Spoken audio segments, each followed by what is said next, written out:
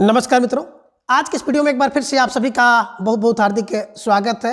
आज हम हिंदी साहित्य इतिहास के अंतर्गत भक्त काल में सगुण भक्त के अंतर्गत कृष्ण शाखा के प्रमुख कवि एवं उनकी सभी रचनाओं को अब तक की सबसे आसान ट्रिक की सहायता से याद करने का प्रयास करेंगे। तो जैसा कि आप देख पा रहे हैं, हिंदी साहित्य का इतिहास, भक्ति काल, सगुण भक्ति और सगुण भक्ति में कृष्ण काव्य, सगुण धारा और सगुण धारा में कृष्ण भक्ति शाखा। इसके पूर्व आपने सगुण धारा के अंतर्गत राम भक्ति शाखा के प्रमुख कवि और उनकी रचनाओं को बहुत अच्छी ट्रिक की सहायता से हम लोगों ने याद किया है। और मेरे द्वारा अब तक जो भी क्लास आप सभी के लिए उपलब्ध कराई गई है, तो मैं आशा करता हूं कि आप सब उसको पढ़ रहे होंगे और आप सबको कुछ लाभ भी मिल रहा होगा। इसके साथ ही आप सभी से छोटी सी गुजारिश करेंगे कि आप लोग जो चैनल का कम्युनिटी टैब है उसको भी समय समय पर ओपन करके देखते रहें, क्योंकि मेरे द्वारा जो भी क्लास का शेड्यूल जारी किया जाता है तो मैं उस सभी को वहाँ पर जाकर के पोस्ट करता हूँ। तो आगे आने वाले दिनों में समय को देखते हुए हो सकता है कि 2-3 क्लासें एक दिन में अपलोड करनी पड़े, तो सारी सूचनाएं आपको कम्युनिटी पोस्ट पर मिल जाएंगी। इसलिए कम्युनिटी टैब को आप लोग ओपन करके ज़रूर देखें। चले ज़्यादा समय ना गंवाते हुए हम लोग अपने विषय वस्तु पर आते हैं और देखते हैं आगे क्या कुछ है। बात करें कृष्ण शब्द का, सर्वप्रथम उल्लेख जो है ऋग्वेद के 8वें मंडल के 50वें सूक्त के रचयिता के रूप में मिलता है। ये बात ध्यान में रख लीजिएगा कि कृष्ण शब्द का सबसे पहला उल्लेख, बोले सर ऋग्वेद में मिला, कहाँ 8वें मंडल में मिला और एक 50वें सूक्त के रचयिता के रूप में मिलता है। फिर कह रहे हैं कि संस्कृत साहित्य में सर्वप्रथम कृष्ण के अलौकिक कर्मों का जो वर्णन होता है, ईस्वी पूर्व प्रथम शताब्दी में एक कवि है जिनका नाम है अश्वघोष और उनकी रचना है बुद्ध चरित में मिलता है।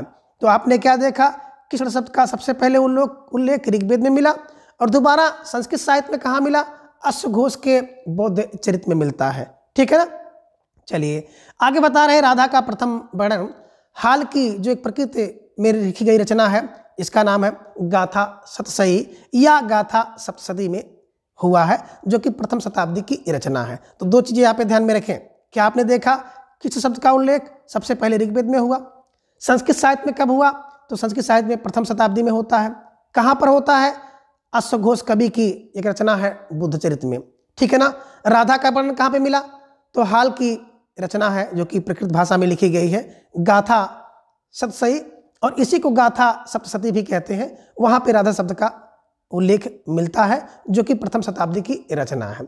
देखिए ये रचना कई बार परीक्षा में पूछी भी गई है कि हाँ, हाल की जो गाथा सप्तशती है ना, कैसे दिमाग में रखें। देखिए कभी जब आप कहीं पे निकलते हैं, कोई आपसे मिलता है तो पूछता है ना, क्या हाल है भैया। तो जब से हाल कोई पूछता है तो आप क्या करते हैं, अपनी जितनी गाथा होती है उस गाथा की सप्तशती बताने लगते हैं, गाथा बताने लगते हैं। जैसे कोई पूछा भैया तैयारी कैसी चल रही है, तो आप अपनी सारी गाथा बताने लगते हैं। अरे भैया क्या बताएं, तैयारी क्या चल रही है, लाइट नहीं आती है ना, कोई ढंग का मैटर नहीं मिल पा रहा है, कोचिंग बड़ी महंगी है, ऐसा वैसा है, 2 नंबर से रुक गया पेपर, 1 नंबर से हुआ, इसका पेपर दिया रिजल्ट नहीं आया, इसका मैटर कोर्ट में चला गया। मतलब जो कुछ भी गाथा होती है आप सही सही बताने लगते हैं। जैसे आपसे कोई पूछता है क्या हाल है, आप गाथा सच बताने लगते हैं। तो हाल और गाथा को जोड़ दीजिएगा, आसानी से आपका एक प्रश्न बन जाएगा। और सबसे पहले राधा का वर्णन आपको इसी में मिलता है जो कि प्रथम शताब्दी की रचना है। ठीक है ना। चलिए आगे कृष्ण भक्त कवियों का जो आधार ग्रंथ है वो भागवत महापुराण है। आधार ग्रंथ क्या है कृष्ण भक्त कवियों का, तो दिमाग में रख लीजिएगा भागवत पुराण। ठीक है, एक बार फिर समरी देखिए। कृष्ण का सबसे पहले उल्लेख ऋग्वेद में, कृष्ण का सबसे पहले संस्कृत में उल्लेख बुद्ध चरित जो कि अश्वघोष जी की रचना है। राधा का सबसे पहले वर्णन है ना, हाल की रचना गाथा सप्तशती में मिलता है। और कृष्ण भक्त कवियों का जो आधार ग्रंथ है वो भागवत महापुराण है। आगे कृष्ण काव्य परंपरा के प्रमुख संप्रदाय एवं आचार्य प्रवर्तकों का संक्षिप्त विवरण जो कि कालक्रम के अनुसार निम्नवत है। बात करें, एक तरफ आप देख पा रहे हैं आचार्य, उनका जन्म मृत्यु समय, जन्म स्थान, गुरु, संप्रदाय और दार्शनिक मत। सबसे पहले आप देख पा रहे हैं निम्बार्काचार्य की, तो इनका जन्म हुआ 1114 ईस्वी में, मृत्यु हुई 1162 ईस्वी में, जन्म स्थान निम्बापुर में है। गुरु की बात करें तो गुरु इनके नारद मुनि हैं और इनका संप्रदाय है सनकादि संप्रदाय, और इसी को निम्बार्का संप्रदाय भी कहा जाता है। दार्शनिक मत की बात करें तो द्वैताद्वैतवाद जो है इनका दार्शनिक मत है। तो आपने क्या देखा कि निम्बकाचार 1114, 1162 में, निम्बापुर, नारद मुनि, सनकादि और द्वैताद्वैतवाद। ठीक है ना, कैसे दिमाग में रखा जाए? तो देखिए, निम्बा को आप कहते हैं नीम देखे होंगे, नीम का पेड़। ठीक है ना, तो नीम के नीचे क्या है? एक चौरा है, चौरा। और उस चौरा पे क्या होता है कि 62 जगह से लोग दर्शन करने के लिए आते हैं। तो निम्ब में एक चौरा माने 14 में, 1114 में इनका जन्म हुआ। 62 जगह से लोग दर्शन करने के लिए आते हैं 1162 में। ठीक है ना, और उस स्थान का नाम पड़ गया निम्बापुर, यानी कि निम्बापुर में जन्म होने के कारण इनका नाम निम्बार्काचार पड़ा होगा, ऐसा भी दिमाग में रख लीजिएगा। और ना से निम्बा, ना से निम्बार्काचार और ना से नारद मुनि इनके गुरु हैं, यानी कि नारद मुनि को गुरु मानते हैं। और क्या है, देखिए, जब कोई व्यक्ति निम्ब खा लेता है, निम्ब तीखी हो जाती है, तीखी होती है ना, तो व्यक्ति क्या हो जाता है? सनक जाता है। तो इनके द्वारा दिया गया संप्रदाय था सनकादि संप्रदाय, और इसी को क्या कहते हैं? निम्बार्का संप्रदाय के नाम से भी जानते हैं। सिद्धांत है द्वैताद्वैत। जब कोई व्यक्ति निम्ब खा लेगा ना, वो सनक जाएगा, तो द्वैताद्वैत करेगा, ऐसे दिमाग में रख लीजिएगा। तो आपने क्या देखा कि निम्ब एक चौरा है, उसके नीचे है ना, निम्ब के नीचे एक चौरा है जहाँ 62 जगह से लोग आते हैं। निम्बापुर में नारद मुनि है, और निम्ब खाने से व्यक्ति सनक जाता है, द्वैताद्वैत करने लगता है। ठीक है, आगे जो आचार्य हैं वल्लभाचार्य जी, जन्म की बात करें तो जन्म 1478 में हुआ, मृत्यु 1530 ईस्वी में हुई। जन्मस्थान चंपारण में हुआ। गुरु विष्णु स्वामी, और इनका संप्रदाय रुद्र था, और दार्शनिक मत शुद्धाद्वैतवाद था। तो कैसे दिमाग में बैठाएं? देखिए, ये बल्लभ, यहाँ से बल्लभ ले लीजिए, बल्लभ माने भाला होता है। कितना? 7-8 रखते हैं। कितने? बोले 30 दिन, है ना। और रण के लिए तैयार रहते हैं। कौन? बोले विष्णु स्वामी है। और क्या है? रुद्र और शुद्ध है। तो दिमाग में रख लीजिएगा कि विष्णु स्वामी क्या है? बताए सर, विष्णु स्वामी 7-8 बल्लभ रख रहे हैं। बल्लभ माने वल्लभाचार्य, है ना, के गुरु हैं। 7-8 बल्लभ, यानी कि 7-8 78। और 30 दिन तैयार हैं किसके लिए? रण के लिए। रण माने चंपारण। कौन? विष्णु स्वामी। रुद्र संप्रदाय है, और शुद्ध है, तो शुद्ध माने शुद्धाद्वैतवाद। तो दिमाग में रख लीजिएगा। कौन? एक तो आपने देखा क्या? विष्णु, रुद्र और शुद्र हैं, यानी कि विष्णु स्वामी का संप्रदाय रुद्र, और दार्शनिक मत शुद्धाद्वैतवाद। दूसरा क्या है? वल्लभाचार्य 7-8 बल्लभ रखते हैं, 30 दिन रखते हैं, रण के लिए तैयार हैं, विष्णु को गुरु मानते हैं, रुद्र और शुद्र हैं। तो बल्लभ भी क्या है? रुद्र और शुद्र हैं, दिमाग में रख लीजिएगा। और विष्णु स्वामी के चेले हैं, यानी कि विष्णु स्वामी इनके गुरु हैं, रण के लिए तैयार रहते हैं। ठीक है ना, चंपारण में जन्म इनका हुआ है। तो बस ऐसे दिमाग में रखिएगा, आसानी से आपके दिमाग में बैठा रहेगा। ठीक है, आगे हैं स्वामी हरिदास जी।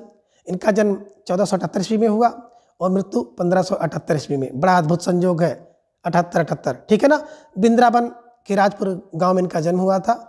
और गुरु हैं आसधीर। बात करें संप्रदाय की, तो सखी संप्रदाय की इन्होंने स्थापना की थी। तो देखिए कैसे दिमाग में इसको रखा जाए। तो बात करें, यहाँ से ले लीजिए हरिदास। हरि के कितने दास? बोले सर 78 दास हैं। हरि की 1-2 नहीं, 78 दास हैं। कहाँ? वृंदावन में है। और कैसे हैं? बिल्कुल आशा और धीर रखे हुए हैं, है ना। आशावान है, और धीर माने धैर्यशाली है। तो आशा और धीर रखे हुए हैं, और क्या है? बिल्कुल एकदम सखी की तरह साथ साथ रहते हैं। तो बस दिमाग में रख लीजिएगा क्या कि सर हरि के दास हैं। हरि के कितने? 78 दास हैं। वृंदावन में आशा और धीर के साथ बिल्कुल सखी की तरह एक साथ रहते हैं, ऐसे दिमाग में रखिएगा। ठीक है ना। तो क्या देखा? हरि के दास, 78 दास, वृंदावन में आशा और धीर के साथ बिल्कुल एक सखी की तरह प्रेम पूर्वक रह रहे हैं। ठीक है, चलिए आगे है चैतन्य महाप्रभु। जन्म समय 1486, मृत्यु 1533 में। जो जन्मस्थान है नवद्वीप बंगाल में। गुरु की बात करें तो गुरु इनके हैं केशव भारती, और संप्रदाय है गौड़ीय, और इनका जो दार्शनिक मत है अचिंत्य भेदवाद। कैसे दिमाग में बैठा है?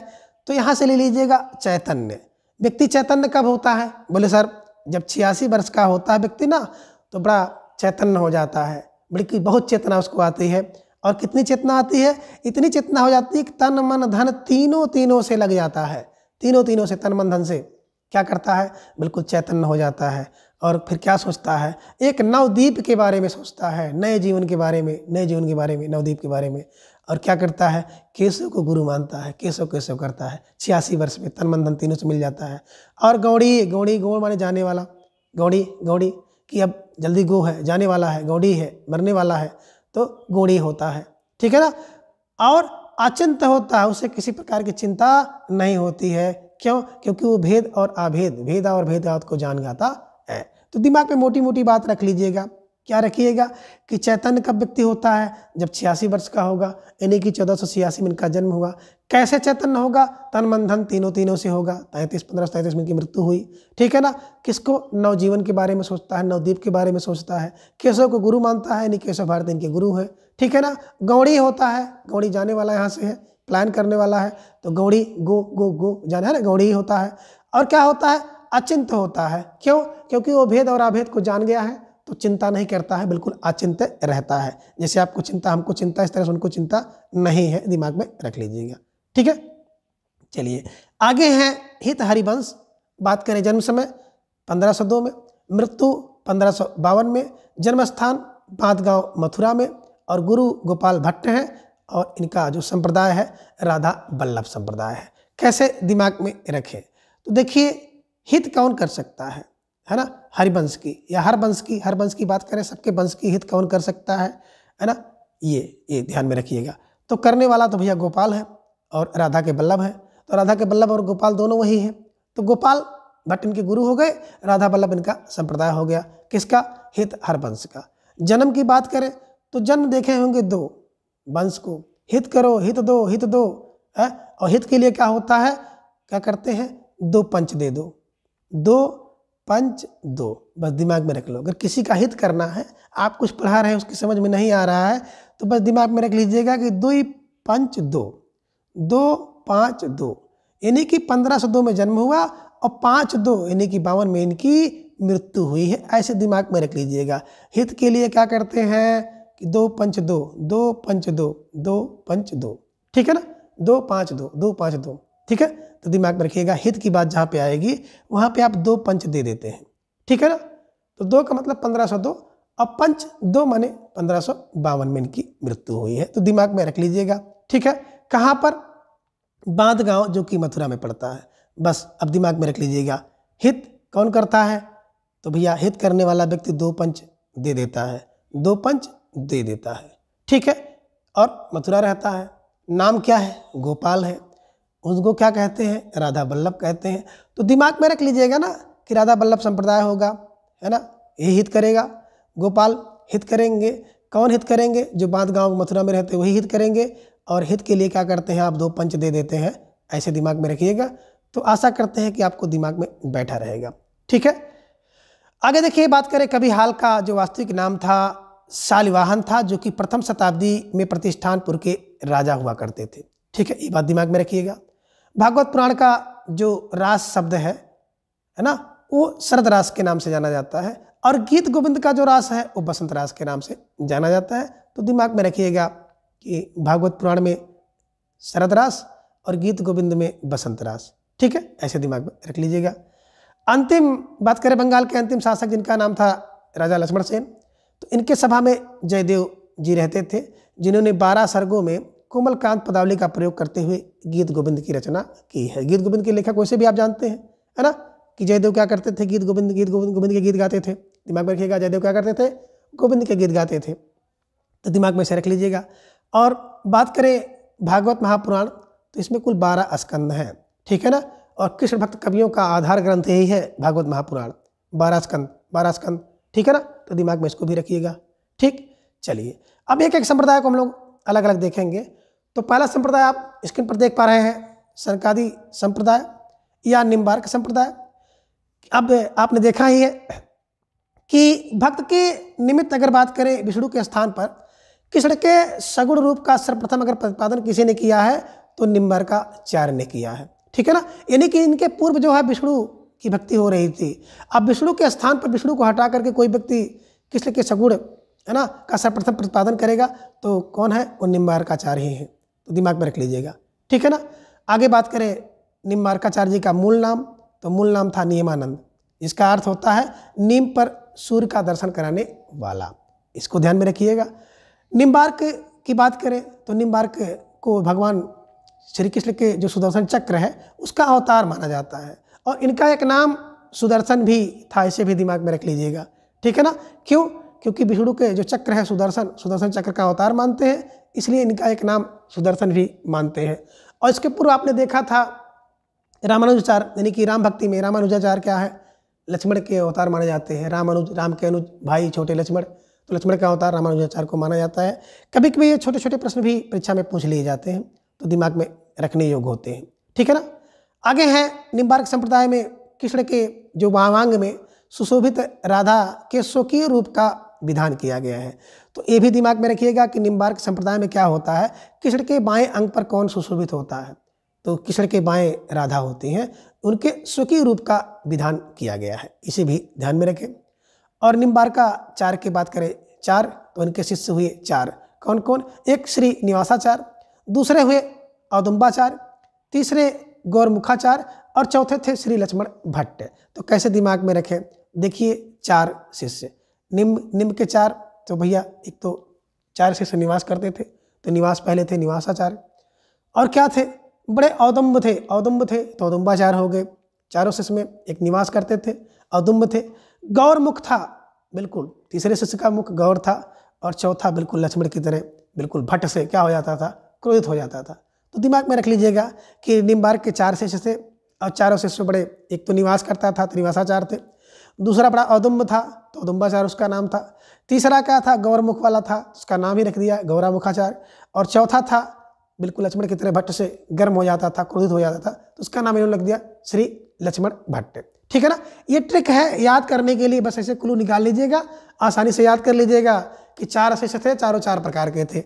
एक उनके यहाँ निवास करता था तो उसका नाम इन्होंने लिख दिया निवासाचार्य, दूसरा बिल्कुल औदुम्ब था तो उसका नाम औदुम्बाचार्य रख दिया, तीसरे का मुख गौर था तो गौर मुखाचार्य उसका नाम रख दिए, और पांचवा लक्ष्मण की तरह भट्ट से क्रोधित हो जाता था तो उसका नाम ही उन्होंने रख दिया श्री लक्ष्मण भट्ट, ठीक है ना। ये क्लू है और ट्रिक है, वास्तविकता से इसका कोई संबंध नहीं है, ठीक है।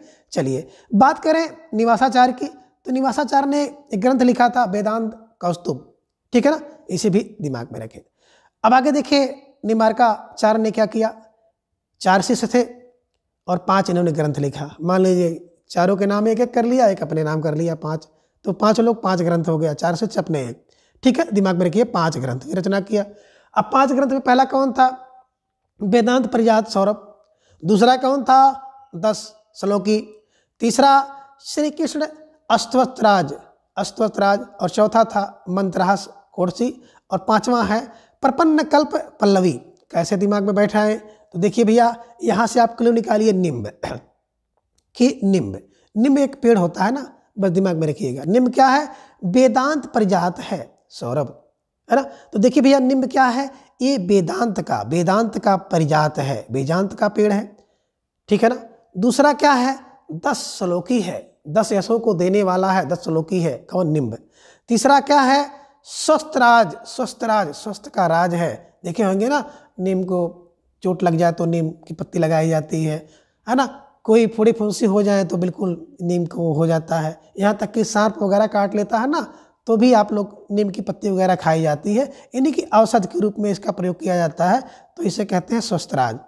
और क्या है, मंत्रहास्य, कौन, नीम का पेड़ है, और क्या है, इसमें खूब प्रपन्न पल्लवी आती है नीम के पेड़ में। तो दिमाग में ऐसे रख लीजिएगा कि निम्बार्काचार्य को आप नीम का पेड़ मानिए कि भैया नीम का पेड़ है तो वेदांत का परिजात है, नीम का पेड़ है तो 10 श्लोकी है, 10 श्लोकी नीम का पेड़ है, और बिल्कुल स्वस्थ का राज है, श्री कृष्ण स्वस्थ का राज है, मंत्र का रहस्य है, और प्रपन्न है ना, प्रपन्न कल्प पल्लव खूब देता है, खूब छाया रहती है।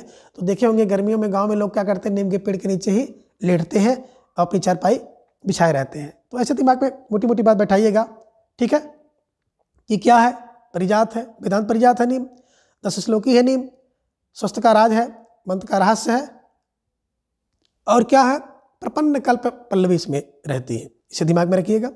आगे एक बात मोटी मोटी है कि निम्बार्क संप्रदाय की सबसे बड़ी जो गद्दी है वो राजस्थान के सलीमाबाद में स्थित है। सबसे बड़ी गद्दी कहाँ, राजस्थान के सलीमाबाद में स्थित है, किसकी, तो निम्बार्क संप्रदाय की, इसे दिमाग में रख लीजिएगा। अब निम्बार्क संप्रदाय के अन्य प्रमुख कवि की बात करें तो जिनमें श्री भट्ट है, दूसरे कवि हरि व्यासदेव हैं और तीसरे परशुराम देव हैं। तो देखिए, जब कोई व्यक्ति निम्न खा लेगा और निम्न खा के सनक जाएगा और द्वैताद्वैत करने लगेगा तो क्या हो जाएगा, भट्ट से श्री और व्यास और परशुराम वहाँ पर पहुँचेंगे। तो कहने का आशय है कि बात करें निम्बार्क संप्रदाय की या उसे आप कहते हैं सनकादि संप्रदाय की, तो सनकादि संप्रदाय के और भी जो आचार्य हैं श्री भट्ट हैं, जिनका जन्म मथुरा में ध्रुव टीला पर हुआ था 1538 में, और इनके गुरु जी का नाम था केशव कश्मीरी। तो दिमाग में रख लीजिएगा कि भट्ट से क्या हो गया है ना, बिल्कुल 35 मिनट 38 सेकंड में कहाँ पर टीला पर चढ़ गए। दिमाग में रख लीजिएगा क्या हुआ भैया, भट्ट से क्या हो गए, ये 15 मिनट 38 सेकंड में ध्रुव के टीला पर चढ़ गए, है ना। तो इनके गुरु केशव राय ने इनको उतारा, ऐसे दिमाग में रखिएगा। अब श्री भट्ट क्या है, को निम्बार्क संप्रदाय में हितु सखी के अवतार माना जाता है। हितु सखी का अवतार तो यही है। भट्ट से इनको क्या लोगों ने मान लिया, जब टीला पे चढ़ गए 15 मिनट 38 सेकंड में, तो लोगों ने भट्ट से इनको क्या मान लिया, हितु सखी का अवतार मान लिया। और इन्होंने 2 रचना फट से लिख दी। कौन कौन सी, एक युगल शतक, शतक माने 100 होता है, 100 पद इसमें है, और दूसरा है आदिबानी, ठीक है ना। तो भट्ट से क्या करते हैं, युगल शतक और आदिबानी लिख देते हैं। इन्हीं की श्री भट्ट की रचना 2 हो गई। आगे हरि व्यासदेव जी के गुरु का नाम श्री भट्ट था। इन्हीं की श्री भट्ट ने क्या किया कि भट्ट से चेला भी बना लिया। कौन, किसको, हरि व्यासदेव को अपना चेला बना लिया। और हरि व्यास ने क्या किया कि इन्होंने ब्रजभाषा में महावाणी नामक एक ग्रंथ की रचना कर दी। व्यास महावाणी, ठीक है ना, एक ग्रंथ लिख दिया। आगे परशुराम देव के गुरु का नाम था हरि व्यासदेव। इन्हीं की हरि व्यास ने क्या किया, परशुराम को अपना शिष्य बना लिया। तो इन्होंने भी निम्बार्क संप्रदाय की जो गद्दी है राजस्थान के सलीमाबाद में स्थापित करवाई थी। तो इसे भी दिमाग में रख लीजिएगा कि परशुराम देव बहुत बड़ा काम किए थे, ठीक है ना। अब परशुराम देव ने क्या किया, फट से परशुराम सागर नामक एक बड़े ग्रंथ की रचना कर दी। उसकी भाषा राजस्थानी प्रधान सदुक्कड़ी भाषा है। तो थोड़ा सा क्लियर यहाँ पे निकाल लीजिएगा। निम्बार्क संप्रदाय, इन्हीं की सनकादि संप्रदाय, कौन कवि हुए, भट्ट से। कौन हुए, श्री भट्ट हुए।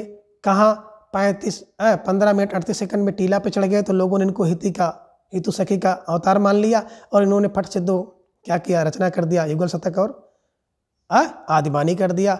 और भट्ट से क्या किया, हरि व्यास को अपना चेला बना लिया। हरिव्यास ने क्या किया कि एक महावाणी लिख दिया। और इन हरिव्यास जी देव ने भी क्या किया, परशुराम को अपना चेला बना लिया। और परशुराम ने कहा भाई हम भी एक रचना लिख दे रहे हैं। तो परशुराम ने क्या लिखा, परशुराम अवतार सागर लिख दिया। तो ऐसा दिमाग में रख लीजिएगा कि इनकी परंपरा इस प्रकार से थोड़ा सा आगे चली है, ठीक है। आगे देखिए बल्लभ संप्रदाय। वही बल्लभ जो क्या करते थे, 7-8 बल्लभ लेकर के 300 दिन तैयार रहते थे रण के लिए, है ना।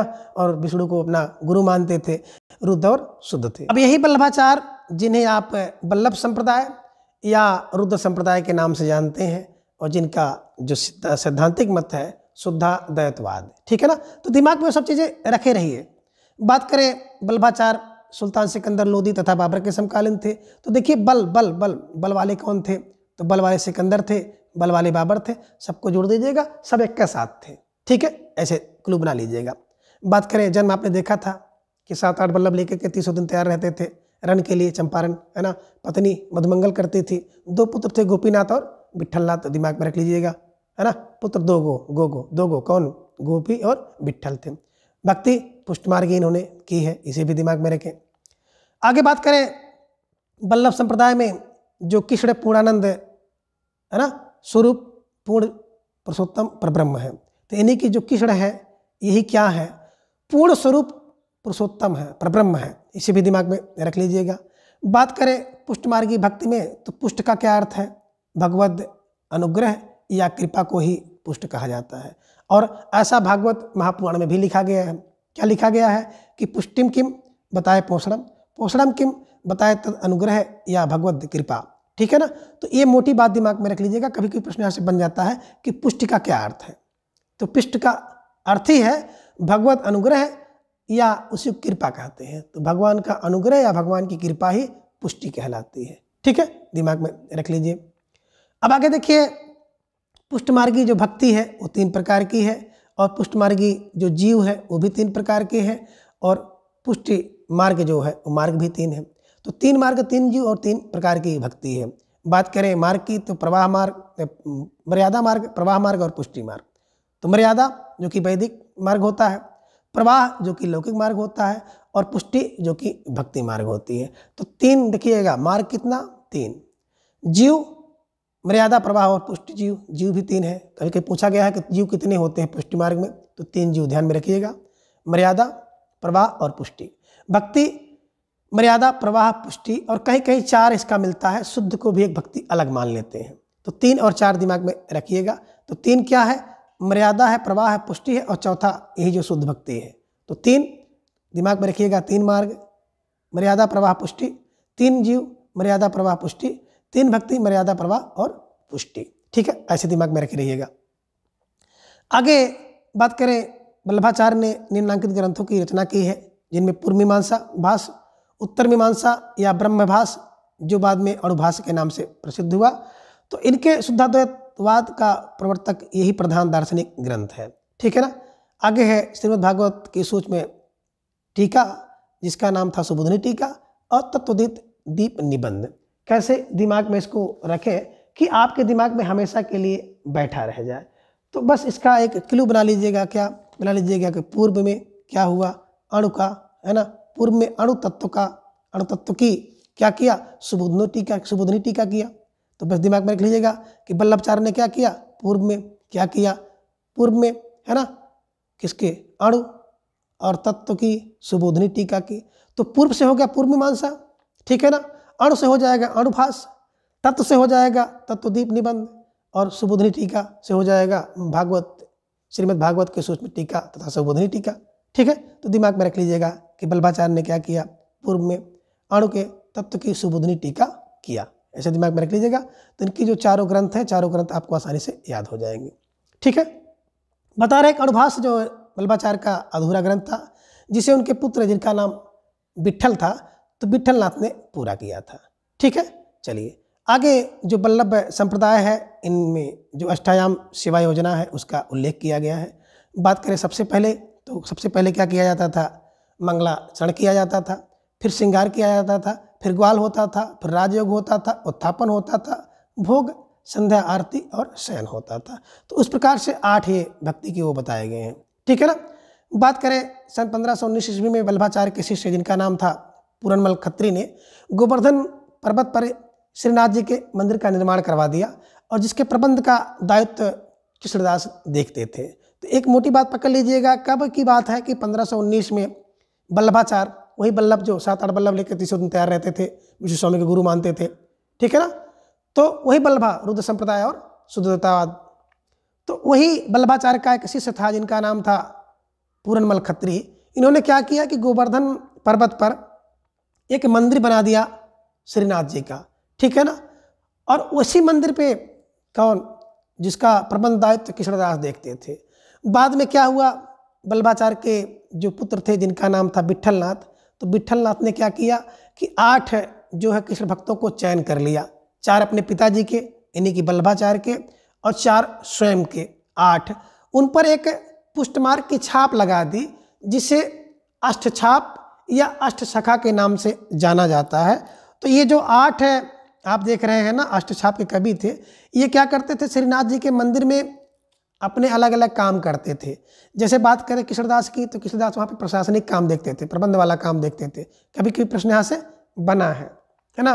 पूजा पाठ का काम कोई इसमें देखता था, तो पूजा पाठ के काम में सूरदास वगैरह रहते थे। तो दिमाग में ऐसे रख लीजिएगा। ठीक है ना। तो वहीं पे अष्टछाप की स्थापना किसने किया, है ना, 1565 में। ऐसे कैसे दिमाग में रखेंगे, देखिए भैया क्या होता है ना कि जब आप 15 वर्ष के रहते हैं तो आपके 65 शिष्य शाखा बन जाते हैं। बस दिमाग में रख लीजिएगा कि 65 शाखा मिल जाते हैं, है ना। कब, जब 15 वर्ष के रहते हैं। तो देखिए होंगे 15 वर्ष पे क्या होता है, 65 शाखा मिल जाते हैं और जैसे जैसे आपकी उम्र बढ़ती जाती है शाखा की संख्या कम होती जाती है। तो ये दिमाग में रख लीजिएगा कि 15 वर्ष की उम्र में 65 क्या शाखा मिलते हैं। इन्हीं के अष्टछाप की स्थापना हुई थी, कई बार पूछा भी गया है। ठीक है। आगे आपने देखा कि वल्लभाचार्य के 84 शिष्य थे और विट्ठलनाथ के 252 शिष्य थे। ठीक है ना, दिमाग में रखिएगा। और इन्हीं पर गोकुलनाथ ने 84 और 252 वैष्णव की वार्ता भी लिखी है। ठीक है ना। तो 84 कौन है, तो 84 तो भैया वल्लभाचार्य के शिष्य थे, और 252 किसके हैं? विट्ठलनाथ के हैं। तो 84 वैष्णव की वार्ता और 252 वैष्णव की वार्ता किसने? गोकुलनाथ ने लिखी है। तो दिमाग में रख लीजिएगा इसको भी, ठीक है। अब आगे देखिए, बात करें कालक्रम अनुसार जो अष्ट छाप के कवि हैं उनका कुछ संक्षिप्त में हम लोग विवरण थोड़ा सा जानेंगे। बात करें सबसे पहला क्रम और सबसे पहला स्थान कुंभन दास का है। 1468 में 1583 मृत्यु हुई, वल्लभाचार्य के गुरु थे, और जमुनावती में इनका जन्म हुआ था। कैसे दिमाग में रखें? तो यहाँ पे कुंभन में कर लीजिएगा कुंभ, कुंभ में क्या हो गया? 68, अणसा अणसा अणसा, कोई चीज़ कुंभन घड़ा में अणस गया। तो 83 प्रयत्न करिए, नहीं निकलेगा, बल लगाइए, तब जा करके निकला। तो दिमाग में रख लीजिएगा कि क्या है। बोले सर कुंभन, कुंभ कुंभ था तो कुंभ में अणस गया, हाथ अटक गया, कोई सामान अटक गई तो अणस गया, अणस 68 83 प्रयत्न करने के बाद भी वो नहीं निकली, तो बल निकाल करके उसको निकालना पड़ा। यानी कि वल्लभाचार्य इनके गुरु है, जमुनावती में इनका जन्म हुआ था, ठीक है ना, ऐसे दिमाग में रख लीजिएगा। दूसरे हैं सूरदास। जन्म की बात करें 1478 1583 में, तो दिमाग में रख लीजिएगा कि सूर कब हो गए। एक क्लू है भैया, किसी की भावना को ठेस पहुंचाने का कोई उद्देश्य नहीं है, बस आसानी से आपके दिमाग में कैसे बैठा रहे। ये सब चीज़ें आप पढ़ते हैं, आपको कभी कभी याद हो जाता है, कभी कभी भूल जाता है, लेकिन जब हम लोग किसी ट्रिक के साथ थोड़ा सा मिर्च मसाला लगा देते थे ना, तो जो मिर्च मसाला है दिमाग में बैठ जाता है और आपके जो कंसेप्ट होते हैं थोड़ा सा आसानी से याद हो जाते हैं। तो जैसे सूरदास की बात करें तो सूर थे, बोले कब? बोले सर 7 या 8 साल में वो सूर हो गए थे, यानी कि 78, ठीक है ना, और 83 साल में जाके मरे थे। तो बस दिमाग में रखिएगा कि सूरदास सूर हो गए 7-8 साल में, 7-8 साल में, है ना, वास्तविकता से कोई संबंध नहीं है, बस याद करना है। 7-8 मतलब जहाँ पे देखिएगा 7-8 साल में सूर हो गए, अंधे हो गए, तो 1478। मरे कब? 83 साल में जाके मरे, यानी कि 1583 में जाके मरते हैं। वल्लभाचार्य के शिष्य थे, और सिही में इनका स्थान हुआ। सूर सिही, सूर सिही, सूर सही, सही, दिमाग में रखिएगा, ठीक है।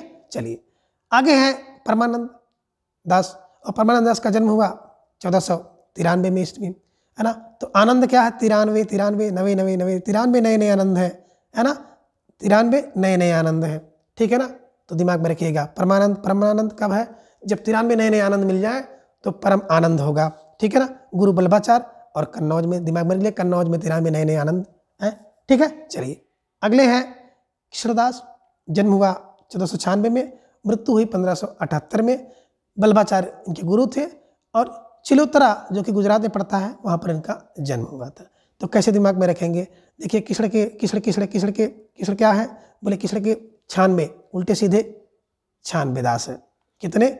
उल्टे सीधे 96 दास है, जो क्या करते हैं, एकदम बिल्कुल 7-8 घंटा उनकी सेवा में लगे रहते हैं, 7-8 घंटा, बस दिमाग में रख लीजिएगा। कृष्ण के कितने? बोले उल्टे सीधे 96 दास हैं, और 7-8 घंटा लगातार इनकी सेवा में लगे रहते हैं। ये 7-8 घंटा इनकी सेवा करते हैं, 7-8 घंटा इनकी सेवा करते हैं, ठीक है ना। और क्या है? बिल्कुल चिलोत्तरा में इनका जन्म हुआ था, इसे दिमाग में रख लीजिएगा, ठीक है। चलिए आगे देखिए, 4 आपने वल्लभाचार्य के जो शिष्य थे उनका परिचय आपने प्राप्त कर लिया। अब 4 विट्ठलनाथ जी के जो 4 शिष्य हैं, तो विट्ठलनाथ जी के जो 4 शिष्य हैं इनको बड़े आसानी से आप पकड़ सकते हैं। सबका जन्म 1500 में हुआ है, और सबकी मृत्यु भी 1500 ईस्वी के पूर्व हुई है। बात करें यहाँ पे लगातार देखेंगे तो 3 लोग तो 85 में चले गए, तो 3 85 है, और अंतिम 83 है, इसे भी ध्यान में रखेंगे। और जन्म की बात देखिए 5, 15, 30 और 33, ठीक है, ये दिमाग में रख लीजिएगा। चलिए देखते हैं, बात करें गोविंद स्वामी की तो 1505 में और 1585 में, ठीक है। विट्ठलनाथ के शिष्य थे, और आंतरी जो कि राजस्थान में पड़ता है इनका जन्म हुआ। तो देखिए गोविंद है ना, बिल्कुल है ना, 5 गोविंद 5 में जन्मे, 85 में मर गए, ठीक है। दूसरे हैं छित स्वामी, 15 में जन्मे, 85 में मर गए। विट्ठलनाथ के शिष्य थे, मथुरा में इनका जन्म हुआ था। तो 5 85 15 85, ठीक है ना, 15 85। तो देखिए गोविंद क्या है? 5 85 है, छित क्या है? 15 85 है, और विट्ठलनाथ के शिष्य है, मथुरा में जन्म हुआ।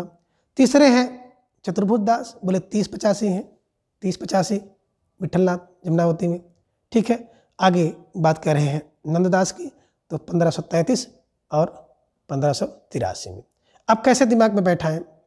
1 किलो ये ले लीजिएगा। गोविंद स्वामी क्या कर रहे हैं? बोले 5 मिनट में क्या करते हैं? 85 कार कर रहे हैं। क्षित स्वामी की थोड़ा सा स्पीड कम है, वो 15 मिनट में 85 काम करते हैं। चतुर्भुज स्वामी की थोड़ा सा और स्पीड कम है, वो 30 मिनट में 85 काम करते हैं। नंददास क्या करते हैं, 33 मिनट में 83 काम करते हैं। तो बस ऐसे दिमाग में रख लीजिएगा कि गोविंद क्या करे, बोले 5 मिनट में 85 काम। क्षित क्या कर रहे हैं, 15 मिनट में 85 काम कर रहे हैं। चतुर्भुज क्या कर रहे हैं, 30 मिनट में 85 काम कर रहे हैं। और नंद 33 मिनट में 83 काम कर रहे हैं। ऐसे भी जोड़ लीजिएगा। और अगर आप एक डंडी बना लीजिएगा कि 5, 15, 30 और 33 तो भी बन जाएगा। ठीक है ना। क्रम अभी हम आपको बिल्कुल इसका याद करा दे रहे हैं। तो क्रम कैसे होगा, देखिए क्रम के लिए क्लू बना लीजिए। क्या बनाइए कि कुसूर, कु सूर किसका, परम किसड़ का है। एक क्लू ये बनाइए, कुसूर परम किसड़ का है। तो कु फार कुंभन, सु फार सूरदास, परम फार परमानंद दास, किसड़ का है से हो जाएगा किसड़दास। क्या कुसूर परम किसड़ का है, क्या किया कि गोविंद की छत पर, तो गोविंद से हो जाएगा गोविंद स्वामी, छत से हो जाएगा क्षित स्वामी। गोविंद की छत पर क्या करते हैं, 4 बजे रात को, 4 चतुर्वाणी 4 बजे रात को, चतुर 4 बजे रात को नंद की गाय, नंद की गाय से हो जाएगा नंददास। ये क्रम इनका है। सबसे अंतिम में नंद है और सबसे पहले कुम्भन दास है। ठीक है ना। कुसूर परम किसका, किसड़ का है। क्या करते हैं, गोविंद की छत पर 4 बजे रात को नंद की गाय चराने ले जाते हैं। तो बस ऐसे दिमाग में रख लीजिएगा, आसानी से याद हो जाएगा। कुसूर कुंभन, सूर सूरदास, परम परम से परमानंद किसड़ का है कि गोविंद की गोविंद स्वामी, छत से हो जाएगा क्षित स्वामी, चतुर 4 बजे रात को चतुर्भीर चतुर्भुजदास, नंद की गाय चराने गए थे। तो दिमाग में रख लीजिएगा कि कुसूर परम किसका, किसड़ का है कि गोविंद की छत पे क्या करते हैं, 4 बजे रात को नंद की गाय चराने गए थे। ठीक है ना। और ये ट्रिक आपको यूट्यूब पर मिल जाएगी। मुझे भी बहुत अच्छी लगी तो मैंने बिल्कुल एज इट इज इसको ले लिया है। आसानी से आपको याद हो जाएगा। तो आपने क्या देखा, इनका क्रम देख लिया। ठीक है ना। अब अगर आपको स्थान का क्रम भी देखना हो तो देखिए क्या है, जामुन क्या है, देखिए जामुन, जामुन सी कच्ची है, जामुन सी कच्ची है, जामुन सी सही में कच्ची है, जामुन सही में, कोई जामुन दिया आपने कहा सही में कच्ची है, तो जामुन सही कन्नौज चित्तौड़ा। ठीक है ना। और आम जरा है, आम जरा है, आंतरी मथुरा जमनावती और रामपुर। ठीक है। अगर आपको ये पता हो जाएगा तो आप इसको यहाँ लगा लीजिएगा कि जामुन सी कच्ची है और आम जरा है। दिमाग में रख लीजिएगा, आसानी से बैठ जाएगा। 4 बल्लभ के 4 विट्ठल के हैं। ठीक है ना। तो इस प्रकार से आप इन सबको आसानी से देख सकते हैं। एक बार आइए और थोड़ा सा दर्शन करा देते हैं इनके जन्म को। कुंभ में अड़स गया, अड़सा 83 प्रयत्न किया गया। सूर 7-8 साल में अंधे हो गए, 83 में मर गए। परमानंद कब हो गया, जब 93 नए आनंद मिले तो परमानंद हो गया। किसड़ के दास 96 हैं जो 7-7, 8-8 घंटे उनकी सेवा करते हैं। बात करें गोविंद 5 मिनट में 85 काम करता है।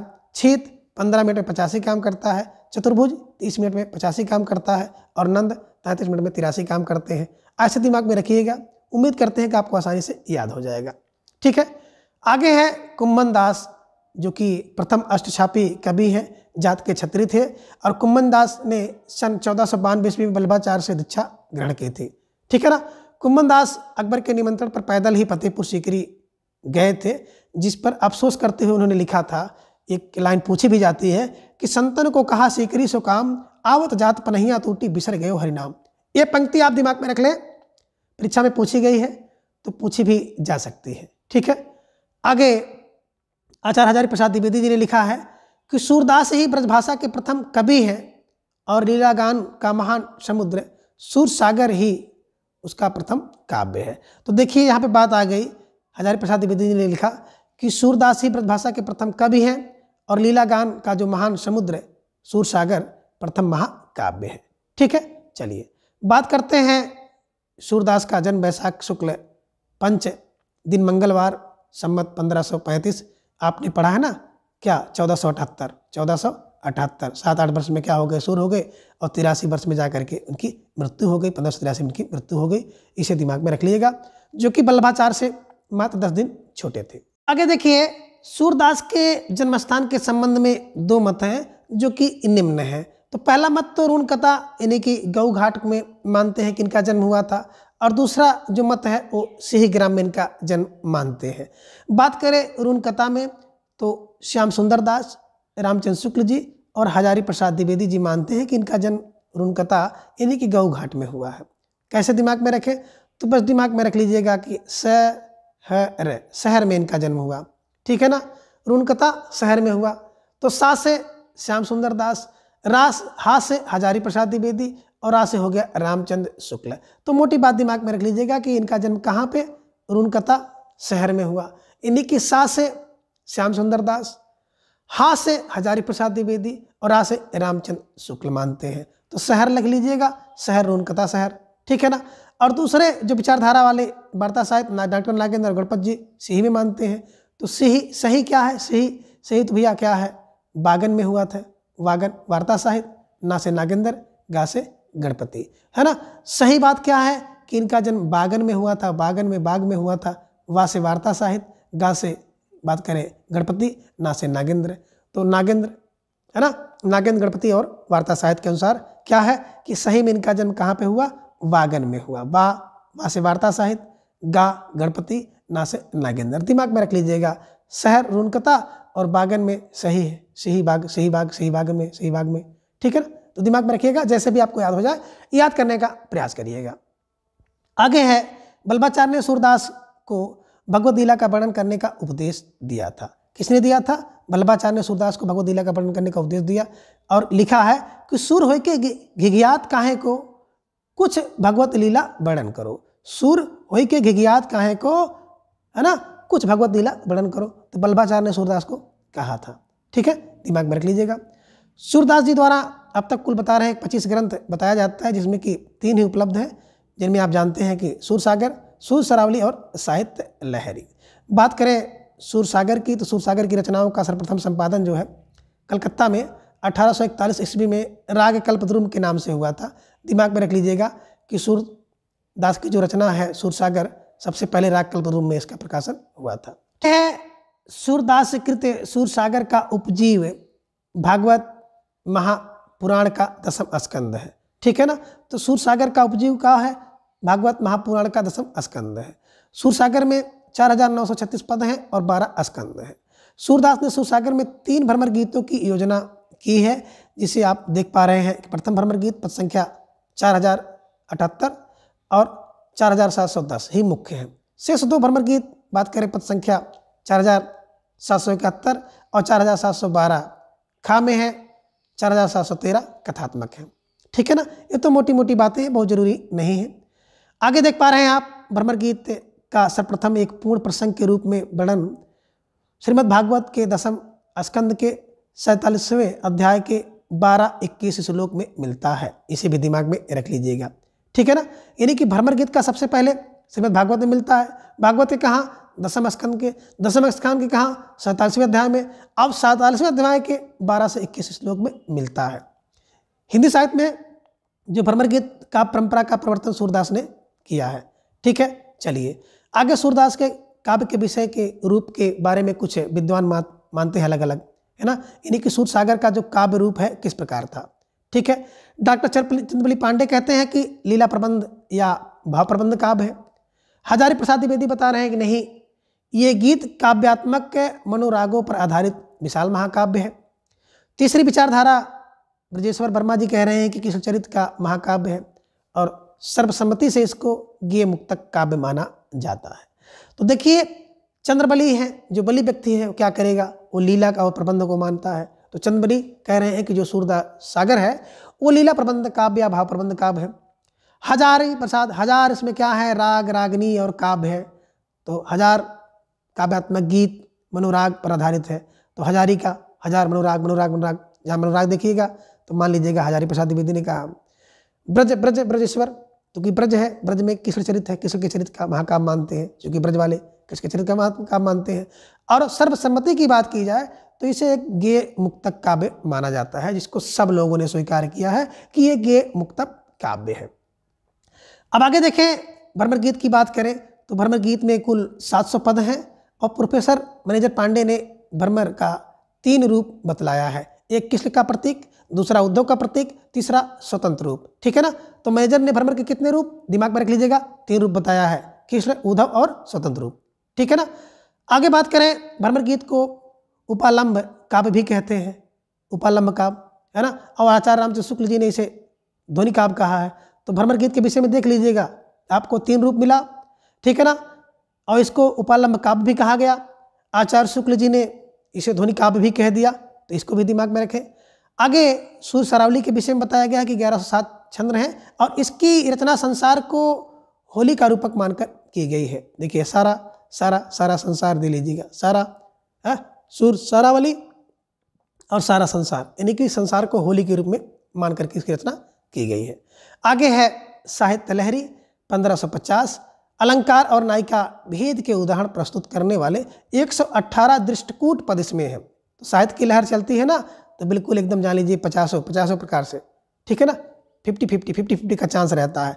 जब साहित्य की लहर चलती है तो 50-50 का चांस रहता है कि सिलेक्शन हो भी सकता है, नहीं भी हो सकता है, तो बस दिमाग में रख लीजिएगा, ठीक है। लहर में चांस 50-50 हो जाता है। तो अलंकार और नायिका भेद के उदाहरण प्रस्तुत करते हैं, 118 इसमें दृष्टकूट पद है, ठीक है। अब आचार्य रामचंद्र शुक्ल जी ने ढेर सारी बातें कही हैं, जिनमें इन्होंने पहला कहा है कि बासल और श्रृंगार के क्षेत्र का जितना अधिक उद्घाटन सूर्य ने बंद आंखों से किया है, उतना किसी और कवि ने नहीं। इन क्षेत्रों का कोना कोना झांक आए हैं। तो देखिए कोना कोना झांकने की बात कौन करेगा, रामचंद्र शुक्ल कह सकते हैं। और बासल और श्रृंगार के क्षेत्र में जितना बात शुक्ल कर सकते हैं कि शुक्ल जी ने कहा कि जितना, है ना, सूर्य ने किया। तो दिमाग में रख लीजिएगा सूर्य के विषय में बासल श्रृंगार वाली बात रामजी जी ने कहा, रामचंद्र शुक्ल ने कहा, और कोना कोना झांकने वाली बात आचार्य रामचंद्र शुक्ल जी ने कहा, ठीक है।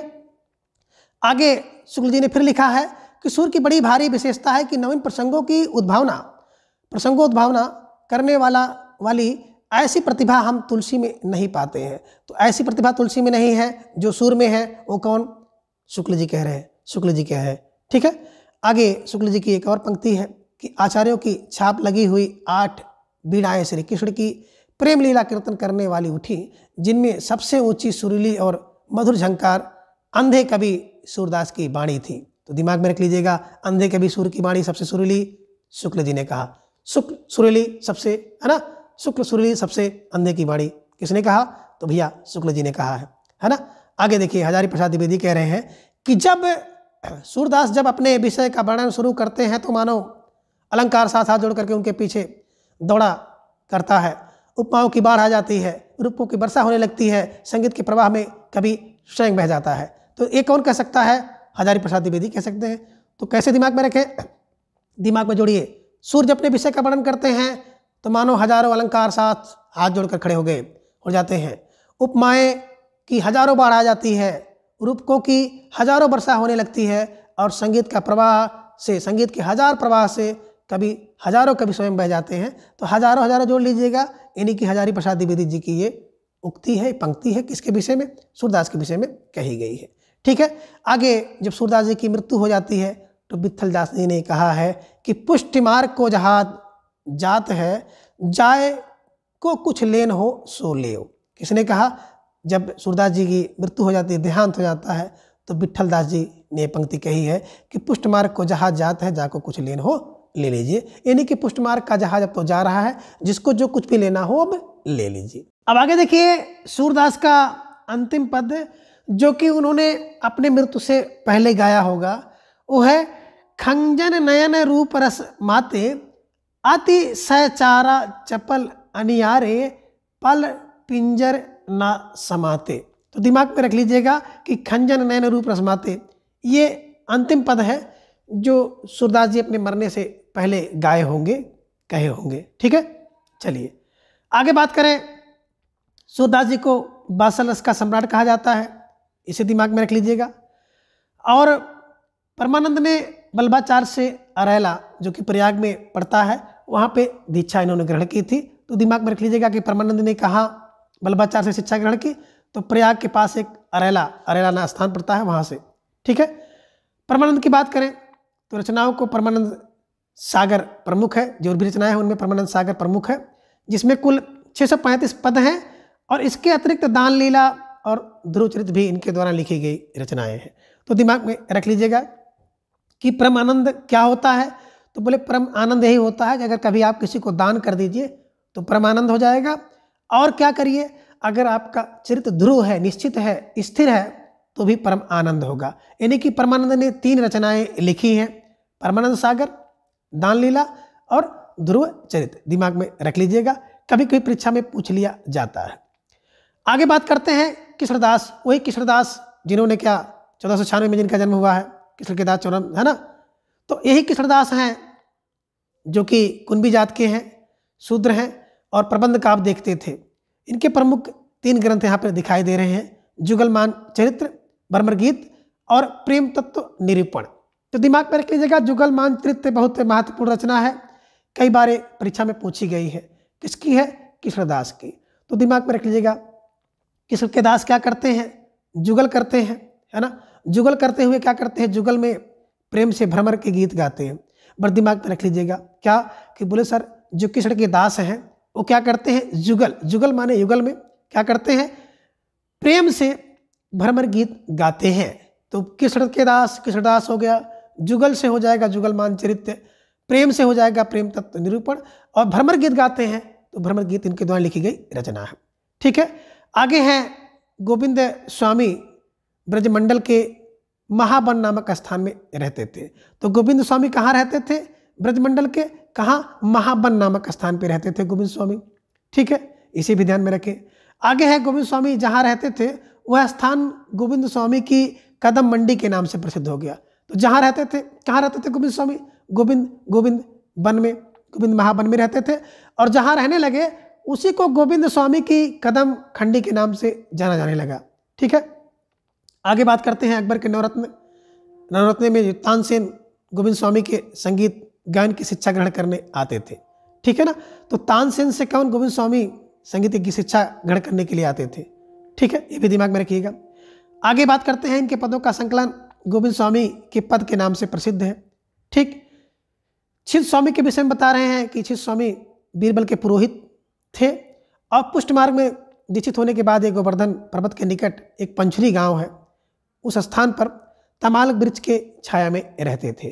तो देखिए, छा से छीत है, बीरबल के पुरोहित थे, और पंचरी छुरी, छिद स्वामी पंचरी तमाल वृक्ष की छाया में रहते थे। छाया छाया छाया, यानी कि छिद स्वामी पंचरी तमाल वृक्ष की छाया में रहते थे। तो इसे भी दिमाग में रख लीजिएगा।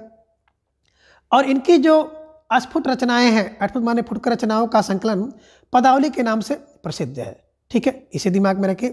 और आगे चतुर्भुज दास प्रसिद्ध अष्टछाप कवि कुंभन दास के कनिष्ठ पुत्र थे। तो कुंभन के पुत्र थे कौन? चतुर्भुज दास, इसे भी दिमाग में रख लीजिएगा। ठीक है ना, चलिए आगे बात करते हैं चतुर्भुज दास के अस्फुट पदों का संकलन जो है चतुर्भुज कीर्तन संग्रह, दूसरा कीर्तनावली और दान लीला नाम से प्रसिद्ध है। तो चतुर्भुज ने क्या किया?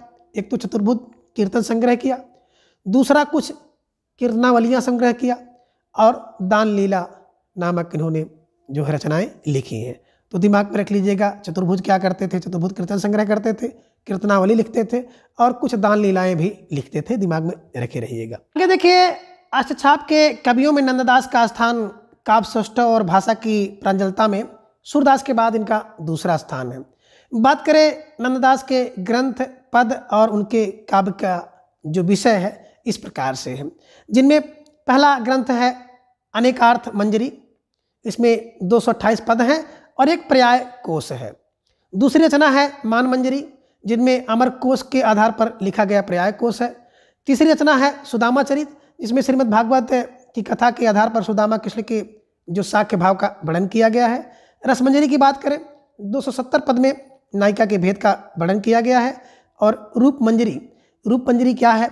एक लघु प्रेमाख्यानक काव्य है। वीर्य मंजरी की बात करें तो 147 पद में क्या किया गया है? नायिकाओं के विरह का वर्णन किया गया है, इसमें 12 मासा भी मिलता है।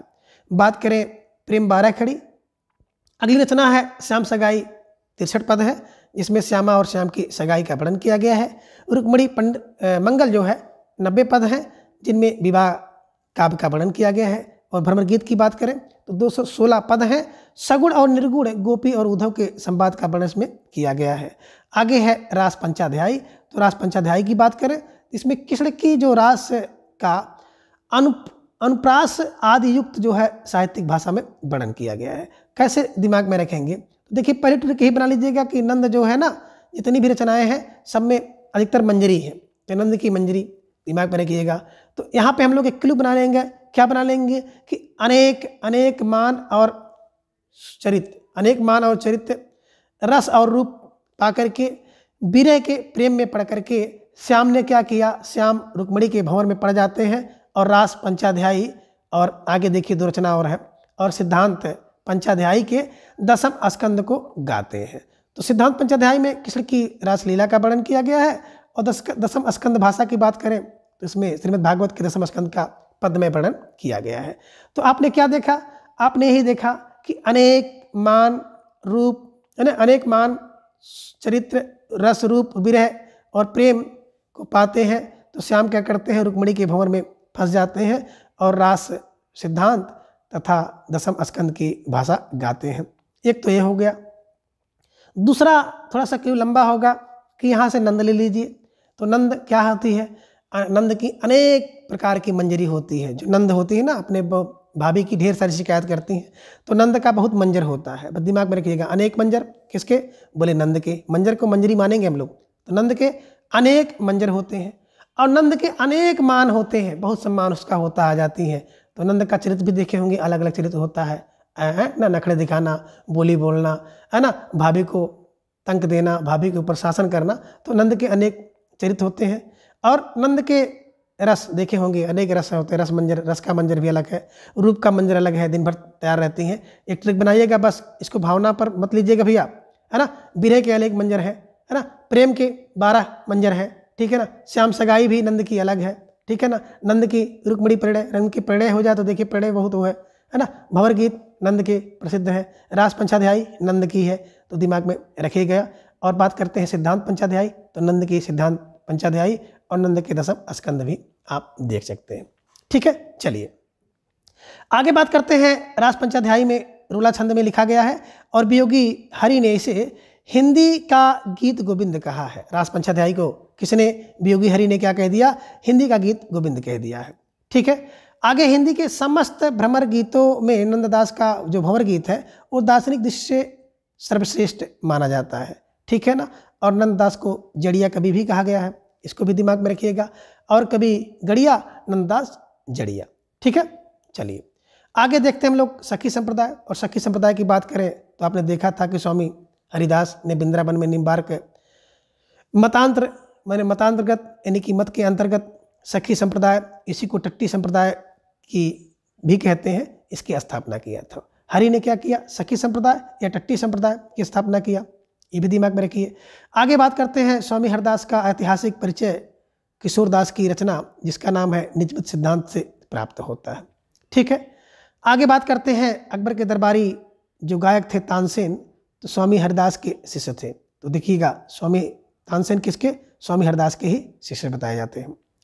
सखी संप्रदाय में निकुंज बिहारी श्री कृष्ण सर्वोपरि है, इसको भी दिमाग में रखिएगा। और हरिदास के 2 ग्रंथ हैं जिनमें एक है सिद्धांत के पद और दूसरा है केली माला। तो सिद्धांत के पद ही, केलमाला किसकी, हरिदास के 2 ग्रंथ हैं। आगे बात करते हैं प्रमुख कवि की। तो प्रमुख कवि आप देख पा रहे हैं, एक जगन्नाथ गोस्वामी है, स्वामी हरिदास के भाई थे और इनकी रचना है अनन्य सेवा विधि ही प्राप्त होती है, ठीक है।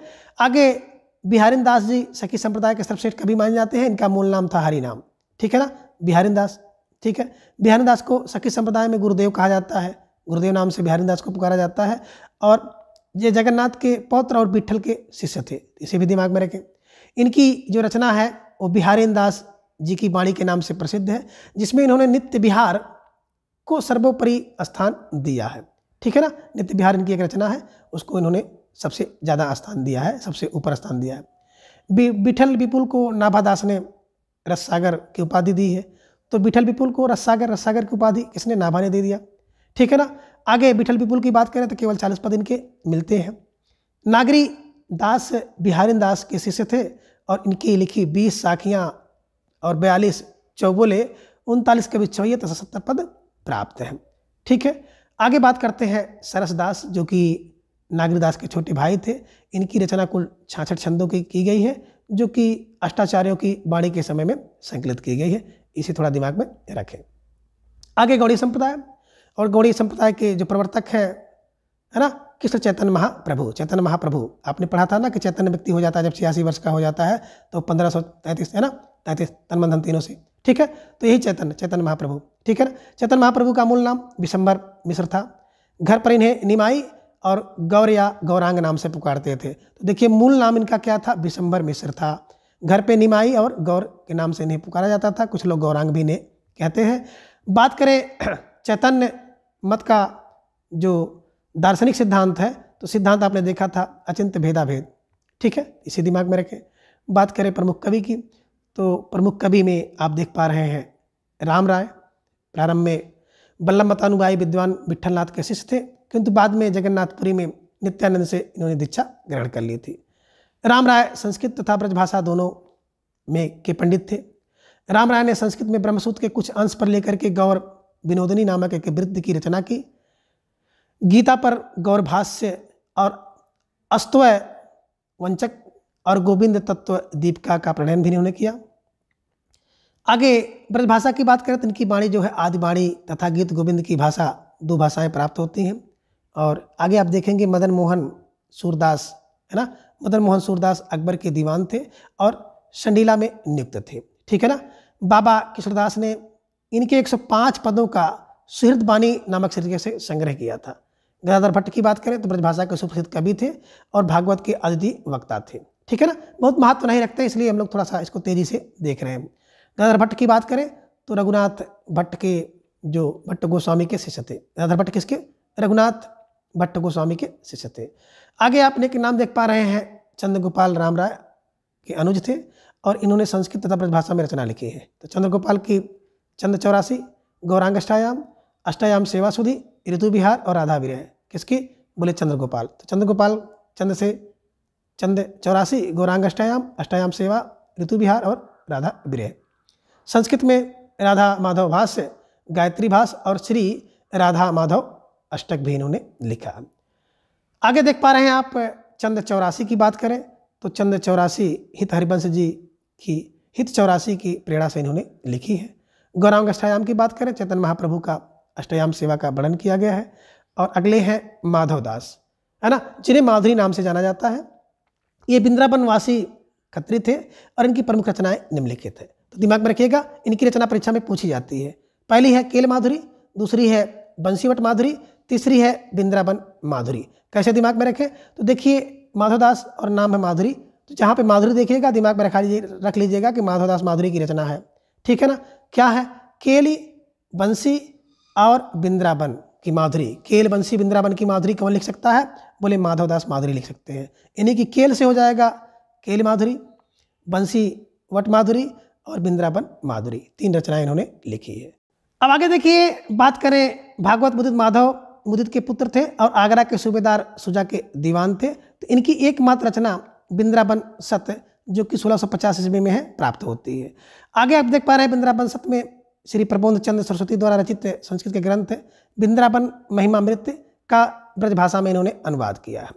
आगे बात करें राधा वल्लभ संप्रदाय की, तो राधा वल्लभ संप्रदाय में इसका प्रवर्तन 1534 ईस्वी में आचार्य हित हरिवंश ने वृंदावन में किया था। राधा वल्लभ संप्रदाय में राधा का स्थान जो है सर्वोपरि है और इसमें तत्व सुखी भाव का महत्व दिया गया है। इसे भी दिमाग में रख लीजिएगा, तत्सुखी भाव का महत्व दिया गया है।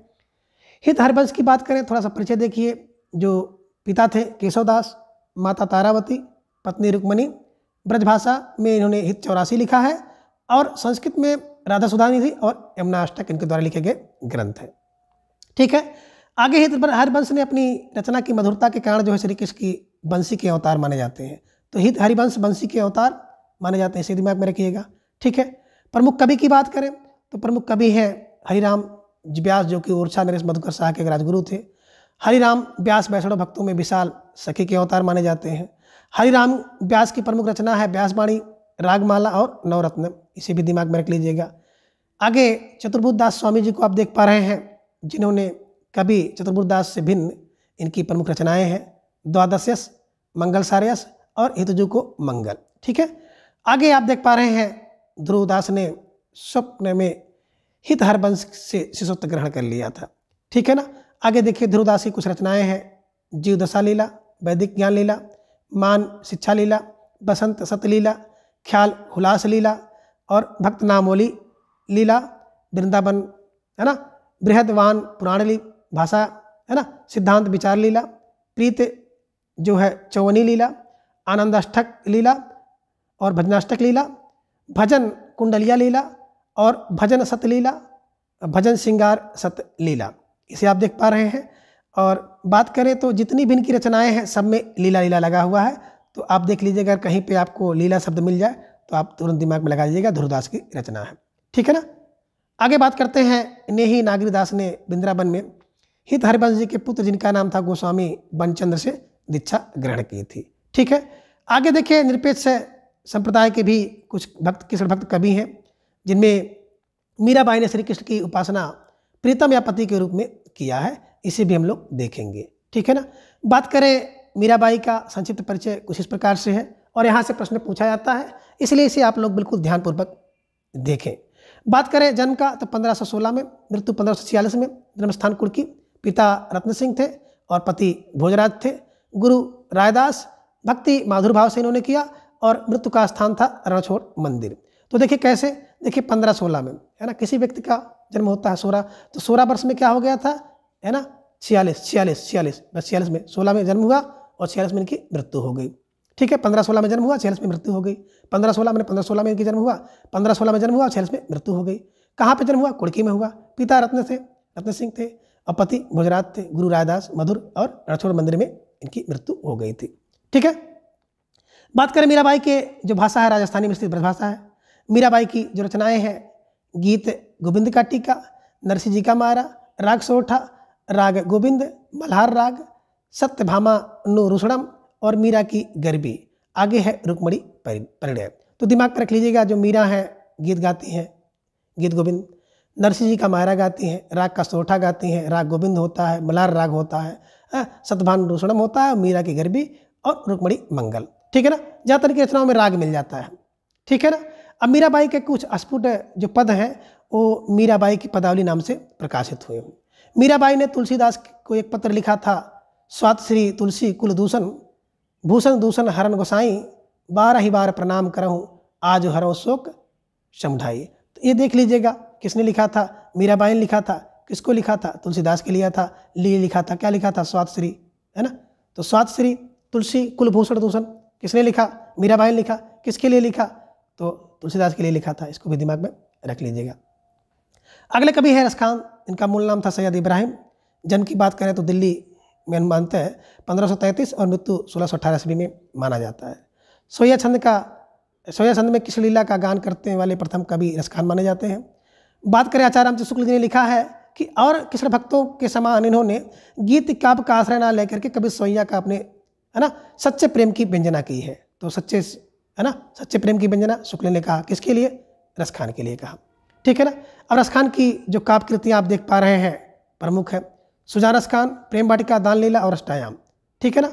बात करें सुजान रसखान में तो आप देख पा रहे हैं 181 सवैया है, 17 कवित है, 12 दोहा है, 408 और कुल 214 छंद है। प्रेम वाटिका में बात करें तो 1614 53 दोहों की लघु एक काव्य कृति है, 11 छंदों का। दान लीला 11 छंदों का है। अष्टयाम कृष्ण की दिनचर्या का वर्णन इसमें किया गया है। आगे हम लोग बात करते हैं कि भारतेंद्र जी ने कुछ लिखा है। क्या लिखा है कि इस मुसलमान हरजनन पर केतिक हिंदुआन वारिये। कई बार पंक्ति पूछी गई है, किसके विषय में है? तो रसखान के विषय में है। किसने लिखा है? भारतेंद्र हरिश्चंद्र जी ने लिखा है। तो इस प्रकार से अब आगे कृष्ण भक्त कवियों की कुछ प्रमुख पंक्तियां हैं और पंक्तियों को हम लोगों ने कवि और उनकी पंक्ति वाली क्लास में लगभग कुल 14 क्लास है, बहुत अच्छी तरह से ट्रिक की सहायता से हम लोगों ने याद करने का प्रयास किया है। भक्त काल की अन्य काव्य प्रवृत्तियां एवं कवि। बात करें भक्त काल के अन्य काव्य तो भक्त काल के अंतर्गत ये 5 प्रकार के काव्य आपको देखने को मिलेंगे, जिनमें पहला आप देख पा रहे हैं वीर काव्य, दूसरा आप देखेंगे प्रबंध काव्य, तीसरा आपको मिलेगा नीति काव्य, चौथा अकबर के दरबारी काव्य और पांचवा आपको मिलेगा रीति काव्य। और इन सभी काव्य का, कवियों का और रचनाओं का हम लोग क्रम से अध्ययन करेंगे। बात करें सबसे पहले वीर काव्य की तो वीर काव्य के अंतर्गत आप देख पा रहे हैं कि सन 1454 ईस्वी में श्रीधर कृत रणमल छंद जो कि डिंगल में लिखी गई है, एक ऐतिहासिक चरित्र काव्य का प्रथम ग्रंथ माना जाता है। तो दिमाग में रख लीजिएगा 1454 क्या है, श्रीधर की कृति है। कौन? नर्मल छंद है, जो कि ऐतिहासिक है, डिंगल भाषा में लिखी गई है और चरित्र काव्य का प्रथम ग्रंथ माना जाता है। रणबल छंद में किसका वर्णन किया गया है? तो राजा रणबल और पाटल के सूबेदार जिनका नाम है जफर खां, इन दोनों के बीच जो युद्ध हुआ है उसका 70 छंदों में वर्णन किया गया है। ठीक है। कि भक्ति काल के अन्य वीर काव्य और कवि निम्नांकित हैं, जिनमें ग्रंथ, कवि, वर्ष, छंद संख्या और विषय आप देख पा रहे हैं। बात करें पहले ग्रंथ की, तो पहला ग्रंथ है विजयपाल रासो। इसके कवि हैं नल सिंह। सन 1543 में लिखा गया, 42 छंद है और विजयपाल एवं पंग के युद्ध का इसमें वर्णन किया गया है। तो दिमाग में रख लीजिएगा कि विजय वैसे भी हम लोग करते हैं नल नल नल विजय, और अगर ये भी ना दिमाग में आए तो आप दिमाग में रख लीजिएगा विजन, है ना, बिज फार विजय और ना फार नल सिंह, विजन विजन। ठीक है ना। क्या है कि जो 15 वर्ष का बालक है वो भी क्या करता है, उसके 43 विजन है। 43 विजन मैंने 43 दृष्टिकोण से देखता है किसी चीज़ को, कि ये करना, वो करना, ऐसा करना, वैसा करना, बड़ा होकर ये करेंगे, वो करेंगे। तो दिमाग में रख लीजिएगा कि जो 15 साल का बच्चा है वो कितना, बोले सर वो 43 दृष्टिकोण रखता है, 43 विजन रखता है। विजन माने विजयपाल रासो, नल माने नल सिंह की रचना है। 15 साल का बच्चा कितना, 43 दृष्टिकोण रखता है, यानी कि 1543 में लिखी गई है। ठीक है ना। छंद कितने हैं? 42 है। तो 43 42 और विजयपाल एवं पंग के युद्ध का इसमें वर्णन किया गया है कि विजय ने क्या कर दिया, पंग कर दिया था। तो दिमाग में रख लीजिएगा युद्ध में विजय पंग, विजय पंग, विजय पंग, यह विजय पंग हो गया उसमें। तो दिमाग में रखिएगा कि विजन, है ना, कौन, 15 साल का बच्चा कितना, बोले 43 रखता है ना, और 42 ठीक है ना, 42 पूरा कर लेता है। तो विजय में पंग हो गया, विजय पंग हो गया, युद्ध में पंग हो गया। ठीक है। चलिए आगे आप देख पा रहे हैं राव जैतसी रासो। ठीक है ना। 1543 में 90 छंद में लिखा गया है और राव जैतसी और कामरान का जो युद्ध है उसका वर्णन इसमें किया गया है। तो देखिए बात करें इसके जो रचनाकार की, तो कवि या रचनाकार अज्ञात है। सन क्या है कि 1543 इनका भी है। तो देख लीजिएगा कि जब राय कोई ज्योतिषी आपको राय देता है, तो राव ज्योतिषी कोई राय, कौन, ज्योतिषी माने ज्योतिषी देता है, तो क्या बताता है ना, 15 साल के बालक को 43 दृष्टिकोण भी बताता है। ठीक है ना। 90 दिन के लिए बताता है। दिमाग में रखिएगा कि 90 दिन में तुम्हारा भाग्य चमकेगा। कौन, एक राय दिया, कौन, ज्योतिषी माने ज्योतिषी को दिमाग में रख लीजिएगा कि एक ज्योतिषी है जो क्या करता है, 15 साल के बालक को 43 दृष्टिकोण बताता है और क्या कहता है कि 90 दिन में तुम्हारे भाग्य खुलेंगे। तो एक थोड़ा सा क्लू बनाएंगे, मिर्च मसाला लगाएंगे तो आपके दिमाग में बैठा रहेगा। ठीक है ना। जिसमें क्या है, राव ज्योतिषी और कामरान के युद्ध का वर्णन है। तो दिमाग में रखिएगा कि ज्योतिषी और कामरान का वर्णन है। ठीक है ना। तो राय किसने दिया, बोले सर राय तो ज्योतिषी ने दिया। किसको, 15 साल के बच्चे को कितनी राय दिया, 43 राय दिया और 90 दिन के लिए दिया, यानी 90 छंद उसमें है। ठीक है। चलिए आगे है विरुद्ध 76, कवि दुरासा जी आढ़ा। बात करें वर्ष का, तो वर्ष अज्ञात है और 76 छंद इसमें है। महाराणा प्रताप का यशो गान इसमें किया गया है। तो आप कैसे दिमाग में रखें, देखिए जब आपकी स्थिति क्या होती है, आपके विरुद्ध होती है, तो आपके अंदर क्या हो जाता है, दुराशा आ जाती है, निराशा आ जाती है।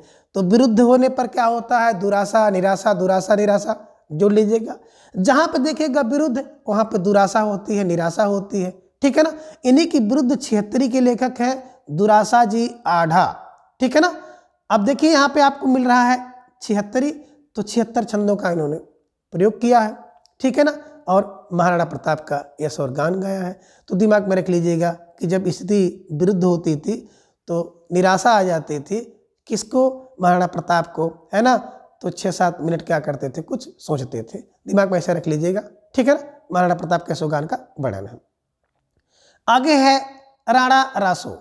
बात करें राणा रासो की, तो इसके जो कवि हैं दयाराम जी हैं और बात करें सन की तो 1624 है और 875 छंद इसमें है, जिसमें सिसोदिया कुल के जो राजाओं का वर्णन किया गया है।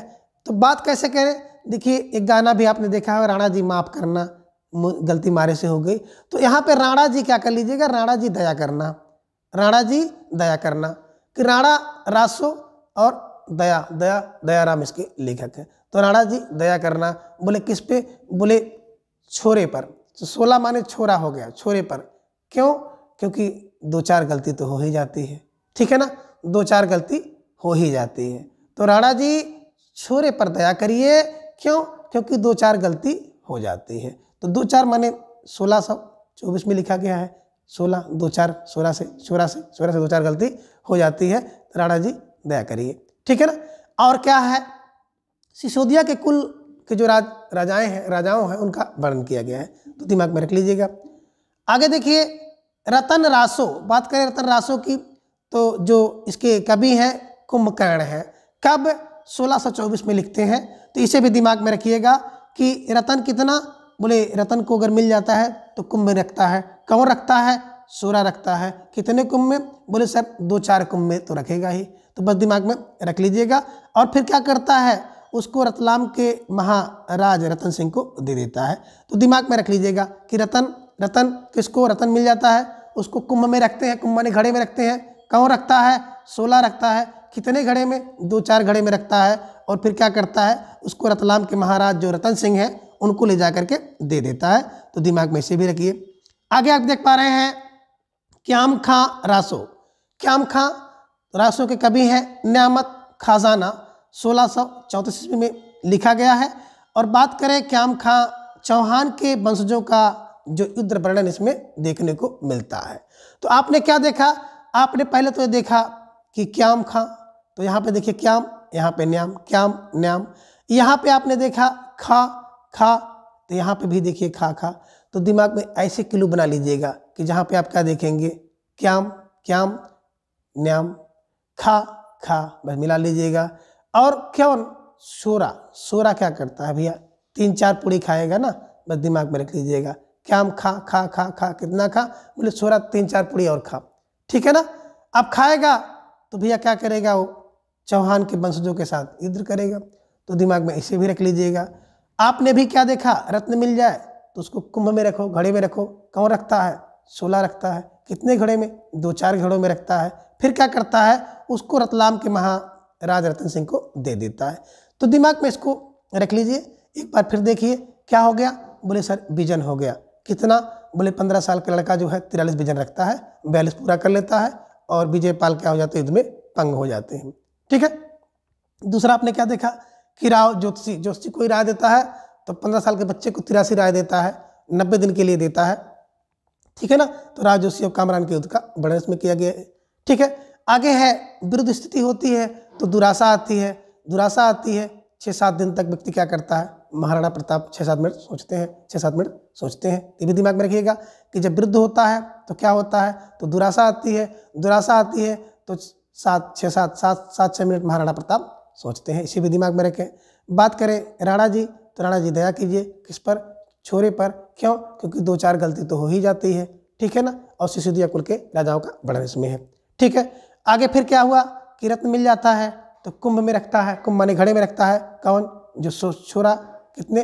2-4 कुड़े में। और फिर रतलाम के महाराज रतन सिंह को दे देता है। आगे बात करें क्याम खां, तो देखिए क्याम खां न्यामत, क्याम न्याम, क्याम नाम, खान, ठीक है ना। कौन? जो 16 है 3-4 पूड़ी और खाओ, 16 3-4 पूड़ी और खा लो। तो क्यों? क्योंकि क्याम खां चौहान वंश के वंशजों से युद्ध करना है। इसे दिमाग में रख लीजिएगा। अब आगे देखिए भक्तकालीन अन्य प्रबंधात्मक चरित्र काव्य जो कि निम्नांकित हैं, जिनमें पहला आप देख पा रहे हैं पंच पांडव चरित्रास और कवि हैं शालिभद्र सूरी। बात करें अपभ्रंश प्रभावित राजस्थानी भाषा। दूसरा रास है गौतम रास, कवि अज्ञात है और अपभ्रंश प्रभावित राजस्थानी हिंदी में लिखा गया है। तीसरी रचना है हरिश्चंद्र पुराण, तो इसके जो कवि हैं जाखू मड़ियार हैं और ब्रज भाषा में लिखी गई है। अगली रचना है कुमारपाल रासो, देवप्रभु ने इसको लिखा है, राजस्थानी हिंदी है। अगली रचना है कन्नड़ देव प्रबंध, जो कि पद्मनाथ जी की रचना है और राजस्थानी हिंदी में लिखी गई है। तो सबको कैसे दिमाग में बैठाएं, देखिए ये बहुत परिचित रचना है ना। पंच पांडव का चरित्र आपने पढ़ा है कि बड़ा भद्र और शूर है, भद्र और शूर है। जो पंच पांडव हैं, 5 पांडव हैं, उनका चरित्र क्या है कि भद्र है, और भद्र होने के साथ साथ वो शूर है, ठीक है ना। अभ्रंश राजस्थानी में लिखा गया। गौतम राज के जो कवि हैं अज्ञात है, अभ्रंश प्रभावित राजस्थानी में लिखा गया है, ठीक है। अब हरिश्चंद्र पुराण, हरिश्चंद्र पुराण की बात करें तो जाखू मड़ियार ने लिखा है, ब्रजभाषा में लिखा है। तो हरिश्चंद्र पुराण बिल्कुल कह रहे हैं, हरिश्चंद्र पुराण में क्या भैया आपको जाखो मड़ी, जाखो मड़ी को आप कर लीजिएगा, लाखों मड़ी मिलेगी। लाखों मड़ी, लाखों मड़ी कहाँ, बोले हरिश्चंद्र पुराण में, हरिश्चंद्र पुराण में मिलेगा और ब्रजभाषा में लिखा गया है, ठीक है। आगे है कुमारपाल रासो, तो देवप्रभ ने लिखा है। तो कुमारपाल क्या है, बोले कुमार का पाल जो है, कुमारपाल है, वो तो भैया देव और प्रभु है, देव और प्रभु है, देव और प्रभु है, राजस्थानी हिंदी में लिखा गया है। आगे है कान्हड़ दे प्रबंध, प्रबंध करना, कान्ह दे प्रबंध, दे प्रबंध, दे प्रबंध, तो पद्मनाथ, पद्मनाथ को है ना, जो पद वाला नाथ है, पद वाला ईश्वर है, वही क्या कर सकता है, आपको कान्हड़ दे सकता है, कन्न कन्न कन्न, ठीक है ना। कंधा दीजिए पद्मनाथ को, कन्नड़ दीजिए, है ना, कन्नड़ दे दीजिए किसको, पद्मनाथ को, राजस्थानी भाषा में लिखा गया है, तो इसे भी दिमाग में रखिए। आगे आप देख पा रहे हैं नीत काव्य। बात करें नीत काव्य की तो सन 1486 ईस्वी में पद्मनाथ ने सर्वप्रथम हिंदी में विशुद्ध रूप से नीत काव्य की रचना की, ठीक है ना। अब पद्मनाथ ने क्या किया कि डूगर बावनी शीर्षक से नीति काव्य की रचना किया। इसमें कुल 53 छप्पे हैं। तो देखिए जो व्यक्ति पद्म है, अभी आपने देखा था ना, पद्मनाथ को कान्हड़ दे, कान्हड़ दिया, कन्नड़ दिया, ठीक है ना। यही पद्मनाथ ने क्या किया, नीति में कब 1486 ईस्वी में क्या किया, एक डूगर बावनी शीर्षक से नीत काव्य की रचना किया, जिसमें कुल 53 छप्पे हैं, ठीक है ना। डूगर, डूगर बावनी, डूगर। और देखिए भाई जिसका पद है ना, वो डूगर बानी बोलेगा, डूगर बानी, कोई बानी बोल दे कोई बात नहीं है, तो डूगर बानी भी उसकी सुगर बावनी लगती है, ठीक है। पद वाले व्यक्ति की डूगर बावनी भी, डूगर बावनी भी सुंदर बावनी लगती है, तो दिमाग में रख लीजिएगा, ठीक है। अब भक्तकालीन अन्य नीति काव्य एवं नीतिकार निम्न है। बात करें ठाकुर सिंह की, तो ठाकुर सिंह ने क्या लिखा, एक तो कृपण चरित्र लिखा, कब 1523 में लिखा। दूसरा पंचेंद्री बोली लिखा 1528 में। तो देखो ठाकुर जो है ना, बस क्लू बना लीजिएगा भैया, क्या क्लू बना कि ठाकुर ने कृपण का चरित्र बताया कब, बोले भाई 15 मिनट में 23 बार, ठीक है ना। तो ठाकुर ने क्या किया कि कृपण का चरित्र 15 मिनट में 23 चरित्र बताया, ठीक है ना। कृपण के 23 चरित्र बताया किसने, ठाकुर ने 15 मिनट में कृपण के 23 चरित्र बताया। और क्या किया ठाकुर ने, बोले जो पचंदरी है, पचंदरी की 28 बोली बताया, 15 मिनट में 28 बोली पचंदरी की, पचंदरी बेली 28, 1528 दिमाग में रख लीजिएगा। तो ठाकुर क्या करते हैं, एक तो कृपण का चरित्र बताते हैं, दूसरा पचंदरी की बेली दिखाते हैं, कितनी 15 मिनट में 28 बेली, 28 बेली, ठीक है ना। यानी कि पचंदरी बेली इनके द्वारा लिखी गई रचना है। अब आगे हैं छीहल, और छीहल की जो नीति काव्य है पंच सहेली 1518 में और बावनी 1527 में। कैसे दिमाग में रखें, तो दिमाग में रख लीजिएगा छीहल, छीहल कौन, पंच सहेली। छीहल कौन है, बोले पंच जो सहेलियां हैं वो बड़ी छीहल हैं, और दूसरा कौन है, जो बावनी है वो बड़ी छीहल है। तो पंच सहेलियों की जो बानियां हैं, बानी है, बावनी है, वो बड़ी छीहल है। बस दिमाग में रख लीजिएगा कि पंच सहेली की जो बावनी है बड़ी छीहल है, ठीक है। चलिए देवीदास ने क्या किया, देवीदास ने राजनीति में कवित्व कर दिया, ठीक है ना। कोई देवीदास है जो राजनीति में क्या करते हैं, कवित्व कर देते हैं, कवित्व करते हैं, तो दिमाग में रख लीजिएगा। आगे है जमाल, तो जमाल दोहावली, और जमाल भी कम नहीं है, उन्होंने क्या किया, जमाल ने जमाल दोहावली कर दिया, तो इसे दिमाग में रख लीजिएगा। आगे देखिए एक कवि आपको दिखाई दे रहे हैं उदयराज। बात करें उदयराज की, तो उदयराज ने भी क्या किया, उदयराज को दोहा, जो कि 1603 ईस्वी में इन्होंने लिखा। तो उदयराज ने क्या किया, उदयराज को दोहा लिख दिया। आगे है बान कवि, बान कवि ने कलिका चरित्र लिखा, तो कल चरित्र बान कवि किसका, कलिका चरित्र लिखते हैं। आगे है बाजिद, जो कि दादू के शिष्य थे, इनका ग्रंथ है ग्रंथ गुण उत्पत्तिनामा, दूसरा है ग्रंथ प्रेमनामा, तीसरा है ग्रंथ गर्जनामा, और चौथा है साखी वाजिद है। कैसे दिमाग में रखें? तो देखिए वाजिद की बात करें तो एक तो अपने नाम से इन्होंने साखी वाजिद लिखा। दूसरा ग्रंथ की उत्पत्ति कौन बताएंगे? बोले वाजिद है। ग्रंथ की उत्पत्ति तो भैया वाजिद है। ग्रंथ का प्रेमनामा करिए, ये भी वाजिद है। और क्या वाजिद है? बोले ग्रंथ का गरजनामा, ये भी वाजिद है। ठीक है ना। और सखी भी वाजिद है। तो वाजिद क्या है? बोले वाजिद तो यही है कि ग्रंथ की उत्पत्ति नामा लिख डालो, बहुत वाजिद है, मैंने वाजिद इसके लेखक है। ग्रंथ का प्रेमनामा भी कर लो तो भी वाजिद है। ग्रंथ का गरजनामा कर लीजिए, वो भी वाजिद है। और साखी भी वाजिद है। तो इनकी रचनाओं के साथ वाजिद लगा करके आप लोग तैयार कर लीजिएगा। ठीक है। चलिए आगे हैं बनारसी दास जैन जी, जिन्होंने पहली रचना लिखी नवरस पदावली। दूसरा है समयसार नाटक। तीसरा है बनारसी विलास। चौथा है अर्ध कथानक, जो हिंदी की पहली जीवनी भी मानी जाती है। और भाषा सुक्ति मुक्तावली। कैसे दिमाग में रखें? तो देखिए जो बनारसी व्यक्ति होता है ना, खैके पान बनारस वाला, तो बनारसी व्यक्ति क्या करता है? बिल्कुल नवरस पदावली गाता है। क्या करेगा? नवरस पदावली गाता है। और क्यों? क्योंकि आपने देखा खैके पान बनारस वाला, तो नवरस पदावली बनारसी व्यक्ति। ठीक है ना। समय सार नाटक, समय के अनुसार क्या करता है? नाटक कर लेता है। कौन? बनारसी व्यक्ति। ठीक है ना। और बनारसी व्यक्ति क्या करता है?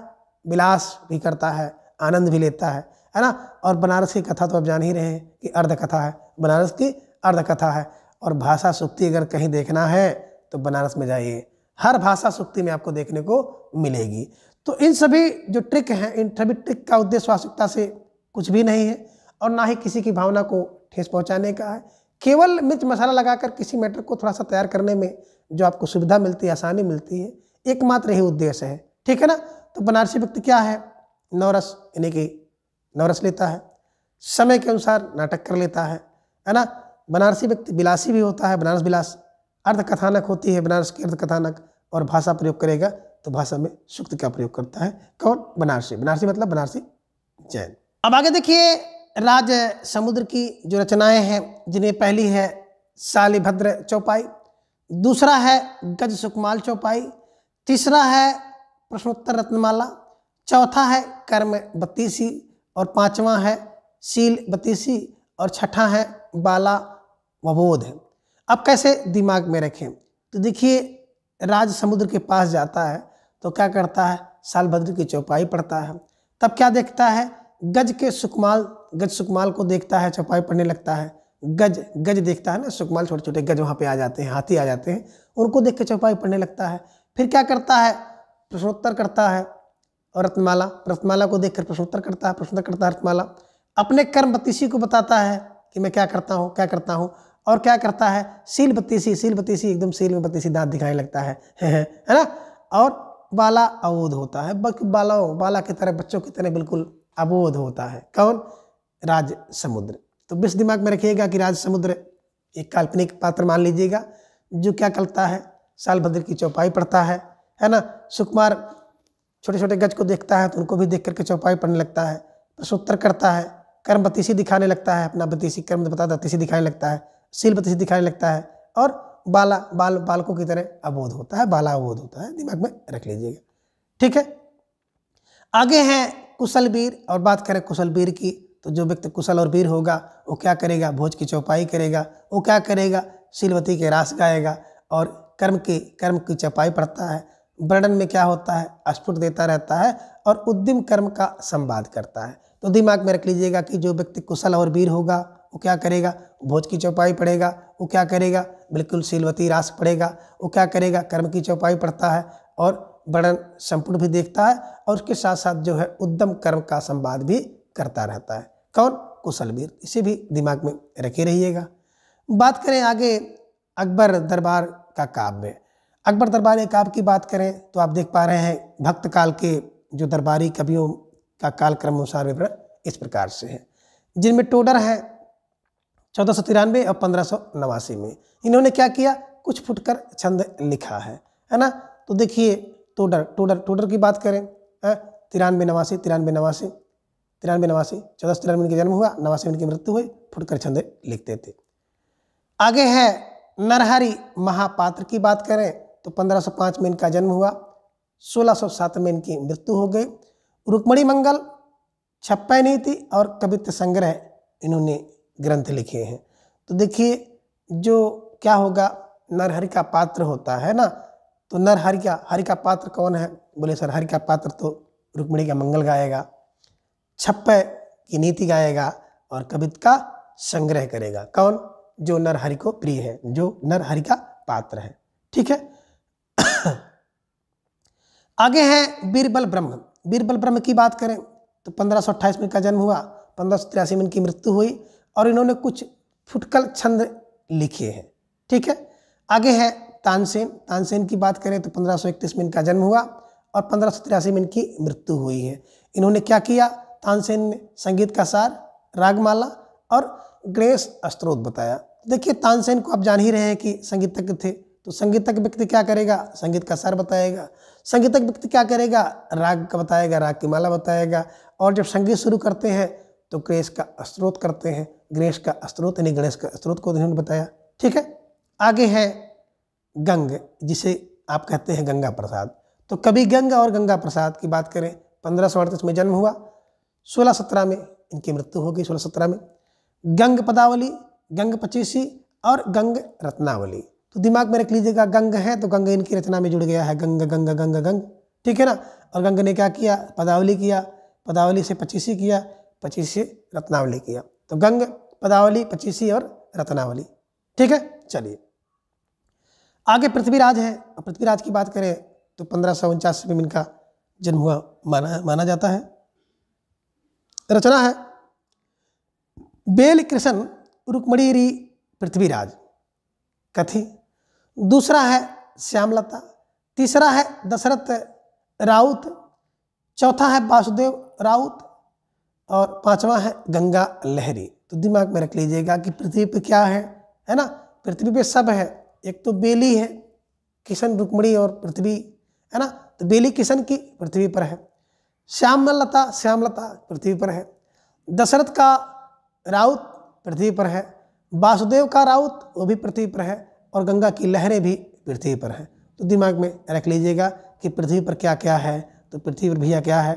एक तो बेली है ना, किशन की बेली पृथ्वी पर है, श्याम की लता पृथ्वी पर है, दशरथ का राउत पृथ्वी पर है, वसुदेव का राउत पृथ्वी पर है और गंगा की लहर भी पृथ्वी पर है। इन्हीं की पृथ्वी राज्य की ये सब रचनाएं हैं। ठीक है। आगे आप देख पा रहे हैं रहीमदास जी का जन्म की बात करें 1553 1626। ठीक है ना। 53 26 53 26 53 26 दिमाग में रख लीजिएगा। 53 26 53 26 कौन? रहीमदास। दोहावलिया सतसई इनकी रचना है। बरवे नाई का भेद दूसरी रचना है। नगर शोभा इनकी अगली रचना है। मदनाष्टक अगली रचना है। खेल कौटुकम आगे आप देखेंगे पांचवी रचना। श्रृंगार सोरठा और रास पंचाध्यायी। तो दिमाग में रखिएगा, अभी आगे रहीमदास जी आपको मिलेंगे, वहाँ पर हम लोग इसके ट्रिक को देख लेंगे और आसानी से। तो यहाँ पर इसको देख लीजिएगा कि है ना, रहीम दोहा लिखेंगे।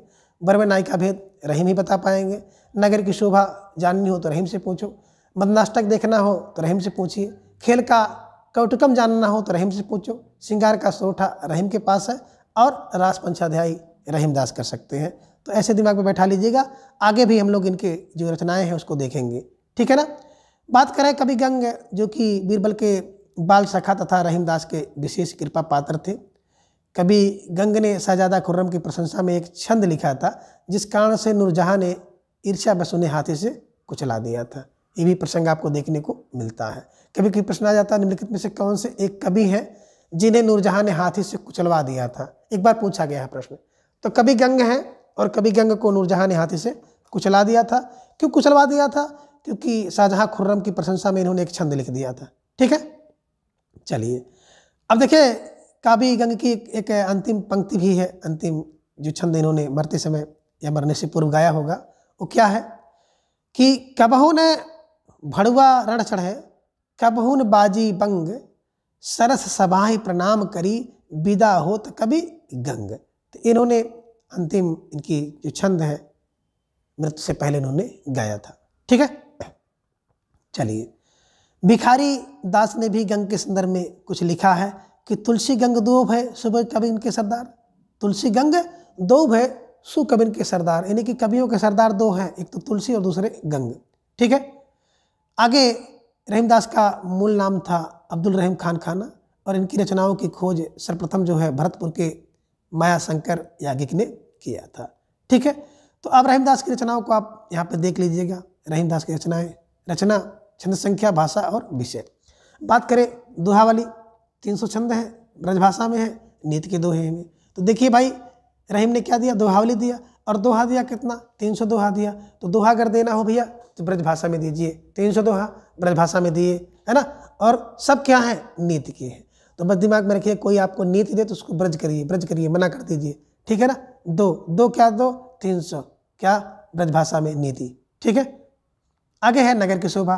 तो भैया नगर की शोभा कैसी होती है, बोले भैया एक साथ चार चांद लगा देती है। नगर में जाएंगे ना तो बिल्कुल एक तरफ देखेंगे तो बिल्कुल चार चार। ठीक है ना। इन्हीं की नगर शोभा 144 छंद है, ब्रजभाषा में है। कौन से नगर की शोभा, ब्रज की, ब्रज नगर की शोभा बिल्कुल देखेंगे ना तो बिल्कुल एक साथ चार चांद है, एक साथ चार चांद है ना। चार चांद माने एक साथ चार। ठीक है ना, एक साथ चार चांद। ठीक है ना, 1 4 4। ठीक है, ब्रज नगर की शोभा, है ना। और क्या किया इन्होंने, विभिन्न जात की जो स्त्रियां हैं उनका वर्णन किया है। तो दिमाग में रख लीजिएगा कि जो ब्रज में आप जाएंगे तो वहाँ की जो शोभा मिलेगी एक साथ चार चांद बढ़ेगा। ठीक है ना, विभिन्न स्त्रियों की। ठीक है ना, इन्हीं विभिन्न जात की स्त्रियों का इसमें वर्णन किया गया है। आगे है श्रृंगार सोरठा, जो कि 6 आप छंद देखेंगे, ब्रजभाषा में है और श्रृंगार का वर्णन है। भैया देखिए, जो कोई व्यक्ति श्रृंगार करेगा ना तो श्रृंगार हम लोग 6 करते हैं, अच्छे करते हैं। ठीक है ना। तो ब्रज के, बस दिमाग में रखिएगा कि ब्रज के जो लोग होते हैं वो श्रृंगार करते हैं, और श्रृंगार करेंगे ना, सोठ नहीं करेंगे, 6 श्रृंगार करेंगे। तो श्रृंगार का वर्णन है। तो दिमाग में रखिएगा, श्रृंगार कैसा होता है, अच्छा होता है, 6 होता है। कहाँ के लोगों का, ब्रज के लोगों का, और श्रृंगार का वर्णन इसमें है ही। तो श्रृंगार सोठा 6, ब्रजभाषा और श्रृंगार वर्णन ध्यान में रखिएगा। आगे है मदनाष्टक की बात करें तो 8 छंद है, खड़ी बोली में लिखा गया है और कृष्ण की रासलीला का वर्णन है। तो दिमाग में रखिएगा, मदन को आप जान ही रहे हैं कि मदन का एक नाम कृष्ण भी है ना। तो अष्टक देख ही रहे हैं, मदनाष्टक, अष्टक माने 8, मदनाष्टक, मदन के अष्टक माने 8 छंद, किसमें, खड़ी बोली। तो मदन 8 घंटे खड़े थे, दिमाग में रख लीजिएगा। कब, जब वो रासलीला का वर्णन कर रहे थे, रासलीला कर रहे थे। तो दिमाग में रखिएगा कि मदन क्या करते थे, 8 घंटे खड़े थे। कब, जब कृष्ण की लीला कर रहे थे, रासलीला कर रहे, तो 8 घंटे खड़े थे। तो मदन अष्टक आप देख ही रहे हैं, 8 है, 8 घंटे खड़े थे, खड़ी बोली में है। कब, जब कृष्ण की रासलीला कर रहे थे, दिमाग में से रख लीजिएगा। ठीक है। आगे है ब्रह्म नायिका भेद। तो ब्रह्म नायिका भेद की बात करें, अवधि में, है ना, नायिका के भेद का निरूपण किया गया है। तो देखिए, अवधि में जाएंगे तो नायिका के भेद आपको देखने को मिलेंगे, है ना। नायिका का भेद निरूपण कहाँ, अवधि में मिलेगा। ठीक है, तो इसे दिमाग में रखिएगा। अब एक बार फिर देख लीजिएगा, क्या आपने देखा कि देखा भाई, दोहा कितना, 300 दिया, किसको, ब्रजभाषा में, नीति के। रहीम ने कितने, बोले रहीम ने 300 दोहा, किसको, ब्रजभाषा में, किसके, नीति के दिए। रहीम ने नीति के 300 दोहे ब्रजभाषा में दिए। नगर की शोभा, बोले ब्रज नगर की शोभा तो बिल्कुल एक साथ क्या है, 4 चांद लगा दे रही है ना, विभिन्न स्त्रियों को देखा। ठीक है, ये दिमाग में रखिएगा। आगे कह रहे हैं श्रृंगार क्या होता है, बिल्कुल अच्छे 6 होते हैं। ब्रज में जाएंगे देखेंगे कि वहाँ के लोग अच्छे श्रृंगार करते हैं। ठीक है ना, श्रृंगार का वर्णन हो गया। मदन अष्टक की बात करें तो मदन क्या करते हैं, 8 घंटे खड़े थे। कब, जब कृष्ण की रासलीला कर रहे थे, तो मदन 8 घंटे खड़े थे। ठीक है। ब्रह्म नायिका भेद तो आप भैया 12 नायिका के भेद आपको अवध में मिलेगा, अवध में। ठीक है। अब आगे देखिए, जो ब्रह्म नायिका भेद, जो कि अवधी भाषा में लिखा गया प्रथम रीत निरूपक ग्रंथ है। तो इसकी रचना संस्कृत के जो कवि हैं भानुदत्त, इनकी रसमंजरी के आधार पर किया गया है। तो ये चीज़ दिमाग में रख लीजिएगा कि ब्रह्म नायिका भेद की जो रचना है, कब, है ना, संस्कृत के भानुदत्त की जो रचना है रसमंजरी के आधार पर किया गया है। इसे भी दिमाग में रखना है। आगे बात करें, रहीमदास ने संस्कृत, फारसी और हिंदी मिश्रित भाषा में खेल कौतुकम जातकम, है ना, इन्होंने लिखा है। उसमें 3 भाषा है ना, संस्कृत, फारसी और हिंदी। ठीक है ना, जो कि ज्योतिष ग्रंथ माना जाता है। इसे भी दिमाग में रख लीजिएगा। आचार्य शुक्ल ने इनके विषय में भी कहा है, क्या कहा है कि रहीम का हृदय दूरीभूत होने के लिए कल्पना की उड़ान की अपेक्षा नहीं रखता था, है ना।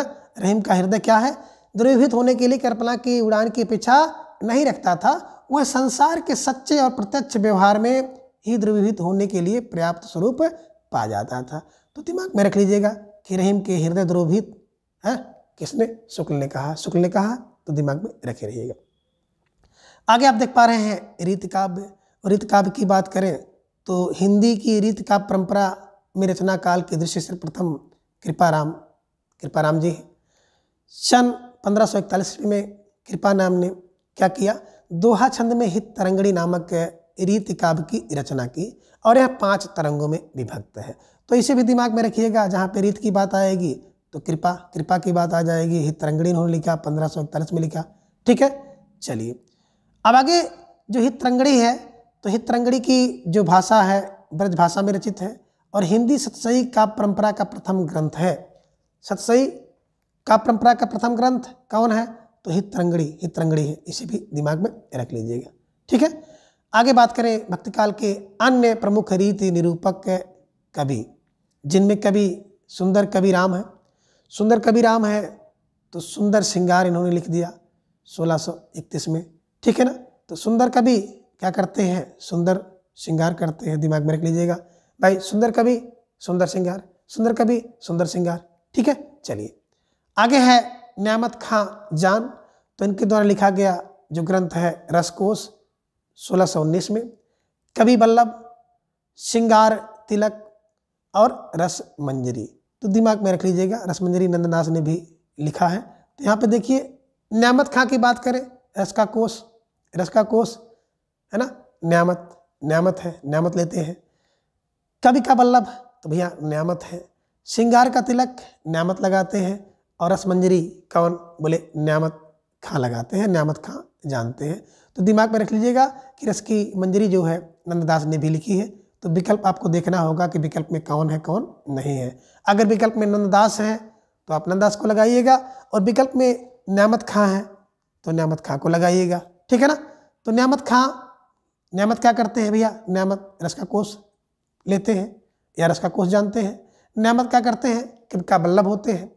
श्रृंगार का तिलक लगाते हैं न्यामत, और रस की मंजरी न्यामत। रस की मंजरी प्रिय किसको है? न्यामत को प्रिय है। ठीक है, आगे है बलभद्र मिश्र जी। तो नक्सिक, बलभद्री व्याकरण, गोवर्धन सतसई, हरमन्य नाटक और दूषण विचार। तो दिमाग में रखिएगा बलभद्र है ना, जो व्यक्ति क्या होगा? भद्र होगा। बलभद्र माने बच्चों का भद्र होगा, बच्चों का कल्याण चाहेगा है ना। वो नख से सिख तक क्या होगा? सुंदर होगा। नख सिख तक सुंदर है। और क्या है? वो भद्री है, बलभद्री है तो बलभद्री व्याकरण भी लिखेगा। ठीक है ना, वो क्या करते हैं? गोवर्धन की सतसई करते हैं। कौन? बलभद्र गोवर्धन की सतसई करते हैं। हरमन के नाटक को जानते हैं, हरमन के नाटक के रहस्य को जानते हैं। और दूषण विचार तो कभी नहीं उनके अंदर आता है। किसके? जो बलभद्र होते हैं, जो बचपन से ही भद्र होते हैं, जो बच्चों के लिए भद्र कल्याण चाहते हैं, ऐसे व्यक्ति। तो बलभद्र व्यक्ति क्या करता है? एक तो नक्सिक से क्या करता है? कल्याण चाहता है ना। बलभद्री व्याकरण भी लिखता है ना। गोवर्धन सतसई करता है और हनुमान के नाटक को अच्छी तरह से जानता है। साथ ही साथ दूसरे विचार अपने अंदर कभी नहीं रखता है। ठीक है, आगे हैं मोहनलाल मिश्र। और मोहनलाल मिश्र को आप जान ही रहे हैं कि मोहन कौन? मोहन वही मोहन है ना। तो उनके द्वारा रचना लिखी गई श्रृंगार सागर। तो श्रृंगार के सागर कौन है? बोले मोहन है, मोहनलाल क्या है भैया? श्रृंगार के सागर मोहनलाल। ठीक है, मिश्र ने लिखा है। ठीक है, तो मोहनलाल मिश्र श्रृंगार के सागर, मोहनलाल मिश्र श्रृंगार के सागर। ठीक है, आगे है मुबारक। अब मुबारक ने क्या लिखा? तिलक शतक और अलग शतक। तो बहुत आसान है। ठीक है ना भैया, आपके तिलक और सिलक को तिलक अलग की मुबारकबाद है ना।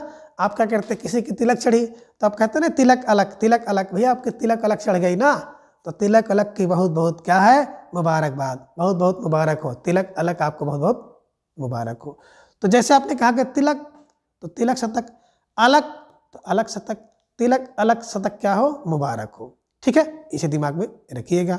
आगे कुछ अन्य कवि हैं जिनमें नरोत्तम दास जी का जन्म सीतापुर जिले की जो बाड़ी कस्बे में हुआ था। ठीक है, और नरोत्तम दास जी की कुछ रचना यहाँ पर आप देख पा रहे हैं, जिनमें एक सुदामा चरित्र है जो कि खंड काव्य है। दूसरा है ध्रुव चरित्र और तीसरा है विचार माला। तो दिमाग में रख लीजिएगा कि जो व्यक्ति नर्म से उत्तम होगा ना, तो उसका चरित्र भी सही सही होगा, उसका सुदामा चरित्र होगा, सुदामा की तरह अच्छा चरित्र होगा। वो क्या होगा, उसका चरित्र ध्रुव होता है। विचार भी अच्छे होंगे तो विचार माला अच्छे होंगे, ठीक है ना। तो नरोत्तम व्यक्ति की विचार माला अच्छी होती है, नरोत्तम व्यक्ति का जो चरित्र होता है ध्रुव चरित्र होता है, और नरोत्तम व्यक्ति का जो चरित्र होता है सुदामा की तरह अच्छा होता है। कष्ट झेल लेगा लेकिन चोरी झूठ नहीं बोलेगा। तो दिमाग में ही एक क्लू बना लीजिएगा कि जो व्यक्ति नरोत्तम होगा, नर में उत्तम होगा, उसका चरित्र सुदामा की तरह होगा, है ना। सुदामा की तरह ध्रुव कर लीजिए, ध्रुव होगा और विचार भी उसके अच्छे होंगे, ऐसे दिमाग में रख लीजिएगा। तो आज की इस वीडियो में बस इतना। और अगर वीडियो देखने के बाद आपको थोड़ा सा भी लाभ पहुंचा हो तो प्लीज़ चैनल को सब्सक्राइब करके आप हमारे साथ जुड़ जाएं और अपनी तैयारी को बूस्ट करें। तो आज की इस वीडियो में बस इतना। अगले वीडियो में फिर हम इसके अगले भाग को देखेंगे। तब तक के लिए धन्यवाद, नमस्कार, बाय।